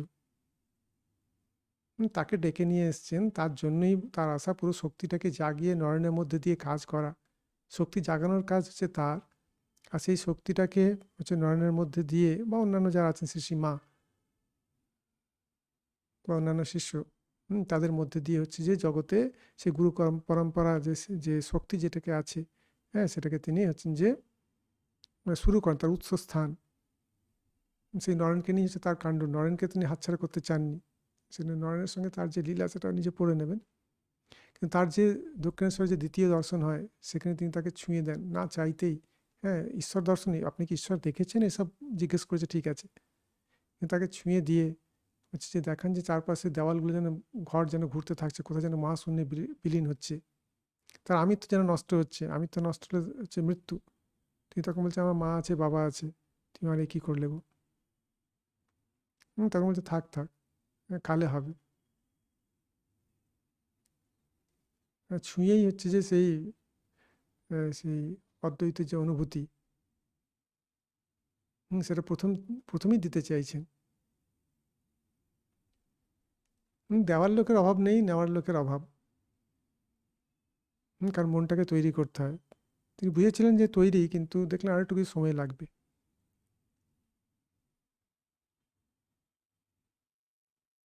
তারপরে নরেনের যে অদ্বৈত যে জ্ঞান, নরেন তো এই কী বলে সাকার ইত্যাদি কিছু মানতো না, তা সেখানেও নানা রকম দেবদেবীর দর্শন করি, সেটাকেও তিনি মানালেন। নরেন কালী মেনেছে। সেই কালী মানালো, মানানো সেটা একটা হচ্ছে যে আর একটা ঘটনা। সে তার বাবার, হ্যাঁ, দেহত্যাগ হয়ে গেছে। হ্যাঁ, শরীরে নানা রকম, তাদের সংসারে নানা রকমের অন্ন কষ্ট ইত্যাদি। তিনি দিশাহারা হয়ে পড়েছেন, কী করবেন? ঠাকুরের কাছে এসছেন, ব্যবস্থা করে দিতে হবে। ঠাকুর বলছেন, এসব আমি কাউকে কিছু করি না। এখানে হচ্ছে চৈতন্যের দোকান, চৈতন্য পাবে। খুব কম লোককেই তিনি সেই জাগতিক উন্নতির কথা বলেছেন। ঠাকুর বলছেন, ঠিক আছে, আজকে 12 দিন মঙ্গলবার, হ্যাঁ, রাত্রে গিয়ে মায়ের কাছ থেকে চেয়ে নে। আমি বলছি আজকে তুই যা চাইবি তাই পেয়ে যাবি, ব্ল্যাঙ্ক চেক। তিনি যখন গেলেন, ঠাকুরই তাকে বলেন, যা এই সময় 1 প্রহর হয়ে যাওয়ার পর, ঠাকুর রাত্রি 1 প্রহরের পর ঠাকুর তাকে পাঠালেন মন্দিরে। তিনি যখন যাচ্ছেন, তিনি যেন একটা গাঢ় নেশায় তার মধ্যে চলে এসছে। আর তিনি কি অনুভব করছেন যে সত্যি সত্যি যে মা সেই পাথরের মূর্তি নন, চিন্ময়ী। আর তখন এসব কিছু না চেয়ে, হ্যাঁ, টাকা পয়সা ইত্যাদি কিছু না চেয়ে, হ্যাঁ, তিনি তখন বলছেন যে বিবেক দাও, বৈরাগ্য দাও, জ্ঞান দাও, ভক্তি দাও, হ্যাঁ, তোমার যাতে অবাধ দর্শন পাই, তা সেরকম করে দাও। তারপর ফিরে এলেন। ঠাকুরের কাছে ফিরে আসবার মনে হয়েছে, আর তাই তো, যেটা চাইতে গেছিলাম সেটা চাওয়া হলো না। বললেন যে ভুলে গেছি। ঠাকুর বললেন, ঠিক আছে, আরেকবার যা। আরেকবার গেছেন, আরেকবার ভুলে গেছি, একই জিনিস চাইছেন, ফিরে এসছেন। হ্যাঁ, তারপর বলছি, না এবারও তো ভুলে গেছি। ঠাকুর বলছে, একটু নিজেকে সামলে নিয়ে বলবি তো, মানে মাকে চাইবি তো? ঠিক আছে, এবার একটু নিজেকে একটু অত মানে ইমোশনাল না হয়ে, হচ্ছে যে যেটা চাইতে হবে সেটা কি চেয়ে নে। তৃতীয়বার গেছেন, গিয়ে মনে আছে, কিন্তু মাকে দেখে তার মনে হচ্ছে যে রাজরাজেশ্বরী যে আছে, তার কাছে এসে সেই সেই চাল কুমড়ো এসব, লাউ কুমড়ো এসব চাওয়া, আবার সেই একই জিনিস চাইছেন বিবেক বৈরাগ্য। তারপর ঠাকুরের কাছে ফিরে এসেছেন, বললেন আপনি আমাকে ভুলিয়ে দিয়েছেন, এখন এই সমস্যার তো সমাধান তো হলো না, আপনি ব্যবস্থা করুন। ঠাকুর বলছেন সব আমার মুখ দিয়ে বেরোয় না। তো অনেক করে ধরার পর ঠাকুর বলেন ঠিক আছে, তাদের মোটা ভাত কাপড়ের অভাব হবে না। তারপরে স্বামী তো মা কালীকে মানলেন, মা কালীর দর্শন হলো। ঠাকুরের কাছ থেকে মা ত্বম হি তারা, এই গানটা যে আছে শিখে নিলেন, সারা রাত এটা গাইলেন। আর ঠাকুর খুব খুশি। সকালে যারা এসছে বলছেন যে নরেন কালী মেনেছে, নরেন কালী মেনেছে। কালী মেনেছে মানে কালী তার মধ্যে দিয়ে প্রবেশ করেছেন, এরপরে তার মধ্যে দিয়ে কাজ হবে, জগতের যে কাজটা সেটা হবে। ঠাকুর খুব খুশি। তা এতটা তো হলো, কিন্তু অদ্বৈত যে বিজ্ঞান যেটা আছে সেটা নরেন মানতে চায় না। ঘটিটা ঈশ্বর, বাড়িটা ঈশ্বর, ঠাকুর এসব বোঝাচ্ছেন, সে মানতে চায় না। ঘটিটা ঈশ্বর, বাড়িটা ঈশ্বর কী করে হয়? বাইরে হাজরা বসে আছেন ঠাকুরের ঘরের বাইরে বারান্দায়, সেখানে গিয়ে দুজন মিলে সব কথা বলে হাসাহাসি চলছে। ঠাকুর অর্ধপাজ্য দশা চলে এসে নরেনকে ছুঁয়ে দিলেন। সে তখন দেখছে সমস্ত কিছু হচ্ছে ঈশ্বর, মা ঈশ্বর, বাড়িতে অন্য কিছু নেই। তখন বুঝলেন যে আমাদের বেদে ইত্যাদি যা বলা আছে সেটা হচ্ছে সব সত্য। সেই অবস্থা যখন একটু কিছু কম হলো, তখন তিনি যখন রাস্তা দিয়ে যাচ্ছেন, যে বিশেষ করে হেদুয়া, স্কটিশ চার্চ কলেজ বা স্বামীজি বাড়ি ওই দিকের হেদুয়া যে আছে পুকুর যেটা আছে, তার চারপাশে লোহার রেলিং যেটা আছে, সেটা থেকে বুঝতে পারছেন এটা যে সত্য, এটা স্বপ্নের না সত্যকারের। মাথা ঠুকে দেখছেন, বলছেন যে যে খাচ্ছি না, কাউকে খাওয়াচ্ছি, বলছে খেয়ে আনন্দ হয় না, কখনো বেশি খেয়ে ফেলছি, কখনো কম খেয়ে ফেলছি। গাড়ি আসছে বা কিছু আসছে দেখে ভয়ে সরতে ইচ্ছে হতো না, মতো ও যে আমিও তাই। তো এরকম ভাব শুধু 1 মিনিট 2 মিনিট না, বেশ কয়েকদিন ধরে ছিল। তখন তার সেই বিশ্বাসটা হয়ে যায়। এরকম কোথায় পাবেন, এরকম অদ্বৈত জ্ঞান করিয়ে দেওয়া শিষ্যের মধ্যে? তা সেটাও তো একটা বড় ব্যাপার, এটা অলৌকিক নয়? পুরো নরেনকে চেঞ্জ করে দেন, ছিল এক রকমের, আর সে হয়ে গেল অন্য রকমের। ভালোই হলো। তারপরে তার যে ঠাকুরের শরীর যাবার 3-4 দিন আগে, তা নরেনকে ডেকে তার দিকে একদৃষ্টে তাকিয়ে রইলেন, ভাবস্থ হয়ে গেলেন। আর নরেন অনুভব করলো যেন সূক্ষ্ম তেজ কিছু ইলেকট্রিকের মতো, খুব সূক্ষ্ম ইলেকট্রিকের মতো সেটা যেন শরীরে ঢুকে যাচ্ছে। তিনিও বাহ্যজ্ঞান হারালেন। পরে তার যখন জ্ঞান ফিরল নরেনের, দেখলো ঠাকুর কাঁদছেন। জিজ্ঞেস করলেন কেন কাঁদছেন? বলছেন আমার যা ছিল সব তোমাকে দিয়ে, যথা সর্বস্ব যা ছিল তোমাকে দিয়ে ফকির হলাম। বলছে এই শক্তি দিয়ে তুমি জগতের কাজ করবে, মায়ের কাজ করবে। কাজ শেষ হলে তবে ফিরে যাবে। ঠাকুর তখন কাশীপুরে, শরীর খুব খারাপ, কখন শরীর চলে যাবে ঠিক নেই, তার 2 দিন আগে, শরীর থেকে 2 দিন আগে। তা নরেন ভাবছে, তার এত শরীর খারাপ, এই সময় যদি তিনি বলতে পারেন যে আমি ভগবান, তাহলে বিশ্বাস করবো, মনে মনে ভাবছেন তার পাশে দাঁড়িয়ে। ঠাকুর তার দিকে তাকিয়ে বললেন যে তোর এখনো অবিশ্বাস? যেই রাম যেই কৃষ্ণ সেই এই দেহে রামকৃষ্ণ। তবে তোর বেদান্তের দিক দিয়ে নয়। তিনি লজ্জিত হলেন যে ঠাকুরকে টেস্ট করছেন শেষ সময়ে। ঠাকুর ওনাকে টেস্ট করেছেন, ইনিও ঠাকুরকে টেস্ট করেছেন। কিন্তু নিজের সিদ্ধাইকে ব্যবহার করলেন না যে শরীর ঠিক করার কাজে। জগৎ মিথ্যা তো মিথ্যা, শরীর হচ্ছে জগৎ। মিথ্যাও বলবো, এটাকে ঠিকও করবো। সূক্ষ্ম শরীর কি আমি নই? তো অনেকে বললো যে আপনি খেতে পাচ্ছেন না, মাকে গিয়ে বলুন। তিনি মাকে গিয়ে বললেন যাতে খেতে পাই তার ব্যবস্থা করে দাও। খেতে যাচ্ছেন, গলা দিয়ে বেরিয়ে পড়ছে, গলায় ক্যান্সার ছিল, ছিদ্র হয়ে গিয়েছিল, সেখান দিয়ে বেরিয়ে পড়ছে। মা তখন দেখালেন তাকে। ঠাকুর এসে বলছেন যে এত মুখে খাচ্ছিস, তার সর্বাত্ম ভাব, এই শরীরটাই আমি, অন্য শরীরগুলো আমি নই, সেটা তার ভাব নয়। বাকি লোকেরা ভাবছে ওই শরীরটাই হচ্ছে শ্রীরামকৃষ্ণ, বাকি শরীরটা শ্রীরামকৃষ্ণ নয়। হ্যাঁ, শ্রীরামকৃষ্ণটা নামরূপ, কিন্তু ঈশ্বর হিসেবে তিনি, আর তিনি নিজেকে ঈশ্বরই ভাবছেন। ঈশ্বররূপে তিনি সর্বদেহে আছেন। ঈশ্বর সর্বভূতানাং হৃদয়ে অর্জুন তিষ্ঠতি। ভ্রামেন সর্বভূতানি যন্ত্র আরূঢ়ানি মায়ায়া। তিনি তার মায়া শক্তির দ্বারা সবাইকে যেন যন্ত্রের মতো চালাচ্ছেন, তিনি হচ্ছেন যন্ত্রী। সর্বদেহে তিনি আছেন। সাধারণ মানুষ ভাবছে শুধু ওইটুকু, ওই শরীরটুকু হচ্ছেন শ্রীরামকৃষ্ণ, তার স্থূল রূপটা শ্রীরামকৃষ্ণ। অব্যক্তম ব্যক্তিমাপন্নম মন্যন্তে মাম অবুদ্ধয়া। তাকে যারা বুদ্ধিহীন, বিবেকহীন, হ্যাঁ, তার অব্যক্ত যে তার যে রূপ আছে, সর্বব্যাপী যে রূপ আছে, তা সেটাকে না বুঝে তাকে মনে করে যেন তিনি একটা ব্যক্তি হয়ে গেছেন, সীমিত রূপ হয়ে গেছেন।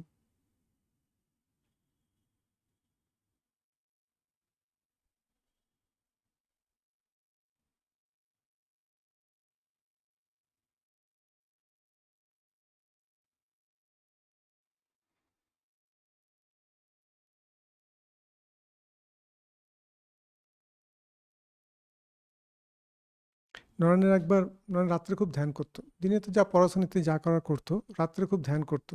তা ধ্যান করতে করতে মা ব্রেনের উপর বেশি চাপ পড়ে। হ্যাঁ, তাতে হচ্ছে তার মাথা ব্যথা করতো, এত মাথা ব্যথা করতো যে তিনি বিছানায় গড়াগড়ি দিতেন। তো ঠাকুর জানতে পারেন, একদিন বললেন তাকে ডেকে আন।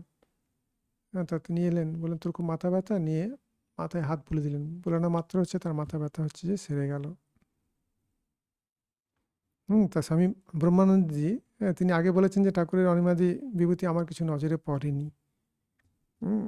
আবার তিনি যখন সেই ঠাকুরের কাছে ছিলেন প্রথম দিককার অবস্থা, 881 এইসব সময়, তো ঠাকুর তাকে নানা রকমের শিক্ষা দিতেন। হ্যাঁ, তা ঠাকুরকে একদিন ধরলেন, হ্যাঁ, যে আমাকে এসব ধ্যান ইত্যাদি বা যেগুলো ভাব বা দর্শন এগুলো করে দিতে হবে। ঠাকুর বললেন ধ্যান পান, ধ্যান ইত্যাদি করে যা, করতে করতে এগুলো সময় হবে। বলে আপনি হবে, সময় হবে। হুম তারপর কয়েকদিন পর তিনি ঠাকুরের সঙ্গে গেছেন সেই মন্দিরে।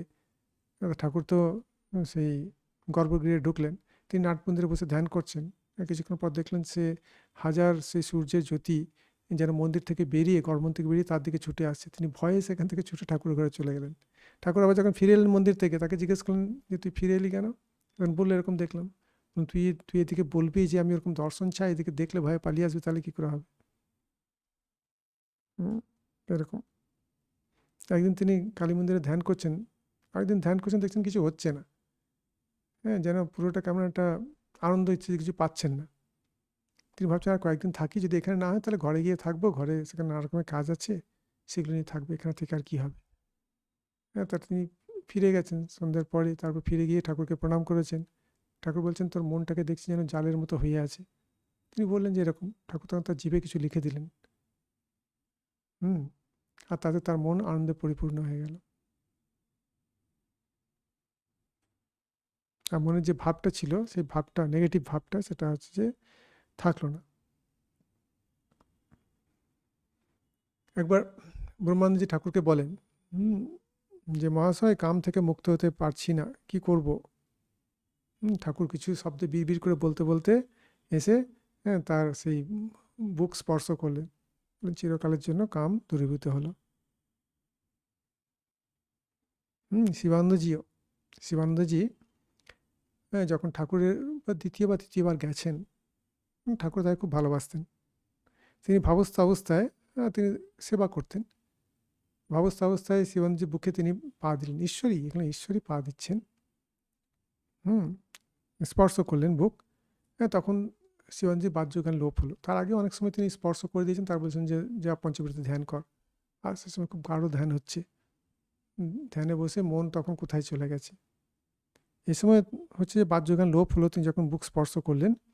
আর তখন তার উপলব্ধি হলো যে আমি হচ্ছি যে নিত্য মুক্ত বুদ্ধ আত্মা। ঠাকুর হচ্ছেন ঈশ্বর, আর আমি হচ্ছি তার সেবক।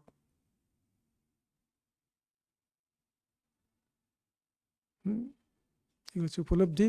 আর ঠাকুরের সাধনার সময় প্রাণায়াম তিনি এত বেশি করতেন, তার সে বুক তো বালিশের মতো ফুলে গিয়েছিল, তা তিনি তার ফলটা দেখেছিলেন। তারপরে অন্যদেরকে প্রাণায়াম করতে বারণ করেছিলেন। সব রকমের পথ দেখে নিয়ে তিনি বুঝতেন কে কার যোগ্য। আর সেই সময়ে তিনি কুম্ভক করে থাকতেন অনেক। তা পরবর্তীকালেও সেই অভ্যাসটা থেকে গিয়েছিল। সেই জন্য তার শিষ্যদের বলে রাখতেন, ত্যাগী শিষ্যদের, যখন দেখবি আমি নিঃশ্বাস নিচ্ছি আমাকে মনে করিয়ে দিবি। আর তিনি নিদ্রা গেছেন, তা একজন শিষ্য দেখছি তিনি নিঃশ্বাস নিচ্ছেন না। তখন তাকে ঠাকুরকে জাগিয়ে বললেন আপনি এখন নিঃশ্বাস নিচ্ছেন না। ঠাকুর ধন্যবাদ বলে আবার নিঃশ্বাস নিতে শুরু করলেন। মানে কুম্ভক করতে করতে তার এরকম তার সেই অভ্যাস হয়ে গেছিল যে তিনি ঘুমের মধ্যেও তিনি হচ্ছেন যে কুম্ভক করে বসে আছেন।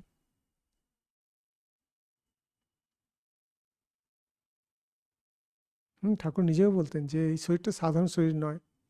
এই শরীরে যে উপলব্ধি হয়েছে তার 1,00,000 ভাগের 1 ভাগ যদি সাধারণ মানুষের মধ্যে প্রবেশ করে তার শরীর হচ্ছে ছারখার হয়ে যাবে। বলছে যে সেই মত্ত ষাঁড় যেমন বাগানে প্রবেশ করলে যেমন সব কিছু নষ্ট করে দেয়, এদিক ওদিক করে দেয়, সেরকম হয়ে যায়। তো এখানে যে ভাব প্রবেশ করেছে, যে শক্তি প্রবেশ করে, তার 1,00,000 ভাগের 1 ভাগ সাধারণ মানুষ হচ্ছে সহ্য করতে পারে না। মন্মথ বলে কোনো দুর্বৃত্ত ছিল, ব্রাহ্মণ ছিল, পইতে পইতে রাখতো না। একসময় ঠাকুরকে মারার জন্য গিয়েছিল কোনো একটা কারণে। পরে ঠাকুরকে দেখে তার মন চেঞ্জ হয়। আর ঠাকুর যখন কাশীপুরে আছেন তখন তিনি দেখা করতে চাইলেন, তা যারা ছিল গার্ড ছিল তাকে তারা তো উঠতে দিল না। ঠাকুর খবর পেলেন ও এসছে, ওকে ডেকে পাঠালেন। তার ঘরে যারা ছিল তাদেরকে বের করে দিলেন, তার সঙ্গে কিছু কথা হলো। তারপর তার একটা ছবি কাউকে দিয়ে আনালেন, নিয়ে তাকে দিলেন। সেই ছবিটা নিয়ে কারোর সঙ্গে কথা না বলে ছুটতে ছুটতে সে বেরিয়ে চলে গেল। তারপরে তার সাধনা শুরু হলো, সাধু প্রিয়নাথ বলতেন। রাত্রে সবাই ঘুমোচ্ছে, ও প্রিয়নাথ বলছে। সূর্যের দিকে তাকিয়ে হচ্ছে সাধনা করছে, এমন সাধনা শুরু করলো।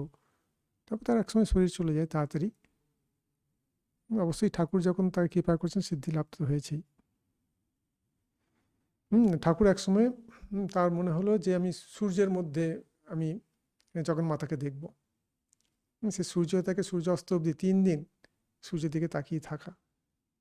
সূর্য যখন উঠছে তার 1-2 ঘন্টা তাকিয়ে থাকা হচ্ছে যে সোজা, কিন্তু তারপরে সে সারাদিন দুপুরে সূর্যের দিকে তাকিয়ে থাকা, লোকে তো প্রথমে ভয় পাবে, চোখ বোধহয় জ্বলে যাবে, রেটিনা জ্বলে যাবে। কিন্তু ঠাকুর 3 দিন তাকিয়ে থাকলেন এবং জগন্মাতাকে হচ্ছে দর্শন করলেন। এরকম তার হচ্ছে মনের হচ্ছে যে তার দৃঢ়তা ছিল। যারা সংকল্প করেছেন, সংকল্প পূর্ণ করতেন। বিজ্ঞান মহারাজ বেলঘড়িয়ায় খোঁজ পেয়েছেন সাধু একজন এসছে, তখন তিনি বাচ্চা ছাত্র। তিনি গেছেন, দেখছেন যে সব সে কীর্তনতে চলছে, ঠাকুর নাচছেন। তিনি লক্ষ্য করছেন যে ঠাকুরের যে শিরদাঁড়াটা আছে সেটা মোটা হয়ে ফুলে উঠছে, আর সে যেন পুরো সেই কুণ্ডলী শক্তি যেন জাগ্রত হয়েছে, আর শক্তিটা পুরো মাথার উপরে চলে এসছে, আর যেন সেই শক্তিটা যেন ফনা নাড়িয়ে যেন খেলছে, এরকম দেখছেন। আর ঠাকুরের মুখটা আনন্দে ফুটি ফাটা। ঠাকুর তখন তাকে একটা ফটো দেন, তার ফটোর ধ্যান করতে বলেন। তিনি বলতেন যে আমি ফটোর মধ্যে অনেক কিছু দেখতে পাই, ঠাকুরের যেটা ফটো যেটা আমরা দেখি, পূজা করি, সেটা। মা বলতেন যারা ঠাকুরের শরণ নিয়েছে তার শেষকাল ঠাকুরের অন্তত মৃত্যুর সময় ঠাকুর এসে তাদের দেখা দেবেন এবং তাদের হচ্ছে যে হাত ধরে নিয়ে যাবেন। তো এটা হচ্ছে ঠাকুরের সম্বন্ধে আমাদের যে অলৌকিকতা যে আছে, ঠাকুরের যে কথা, তার যে অ্যাসিউরেন্স, আরও অনেক কিছু আছে। পুরো জীবনটাই হচ্ছে যে তার সেই অলৌকিকতায় হচ্ছে যে ভরা আনন্দময় জীবন। ঠাকুর মা বলছেন তাকে কোনো নিরানন্দ দেখিনি, কি আনন্দময় পুরুষ ছিলেন। সবার সঙ্গেই, সে বাচ্চা ছেলে হোক অন্য কারোর সঙ্গে হোক, আনন্দে থাকতেন। আর তার জীবনটা হচ্ছে একটা অন্য ধরনের জীবন। কোনো অবতারকে আমরা এভাবে তার ছবি তোলা এসব আমরা দেখিনি। চৈতন্যদেব তার কথা শুনেছি, কিন্তু অবতারের ছবি তোলা, তা সেটা আমাদের একটা বড় অ্যাসেট। তার ছবি, তার কথা, মাস্টারমশাই তার কথাগুলোকে যেন বসিয়ে দিয়েছেন। সেই মাও বলছেন যেন তার কথাই শুনছি এরকম মনে হচ্ছে, তিনি যেন বলছেন।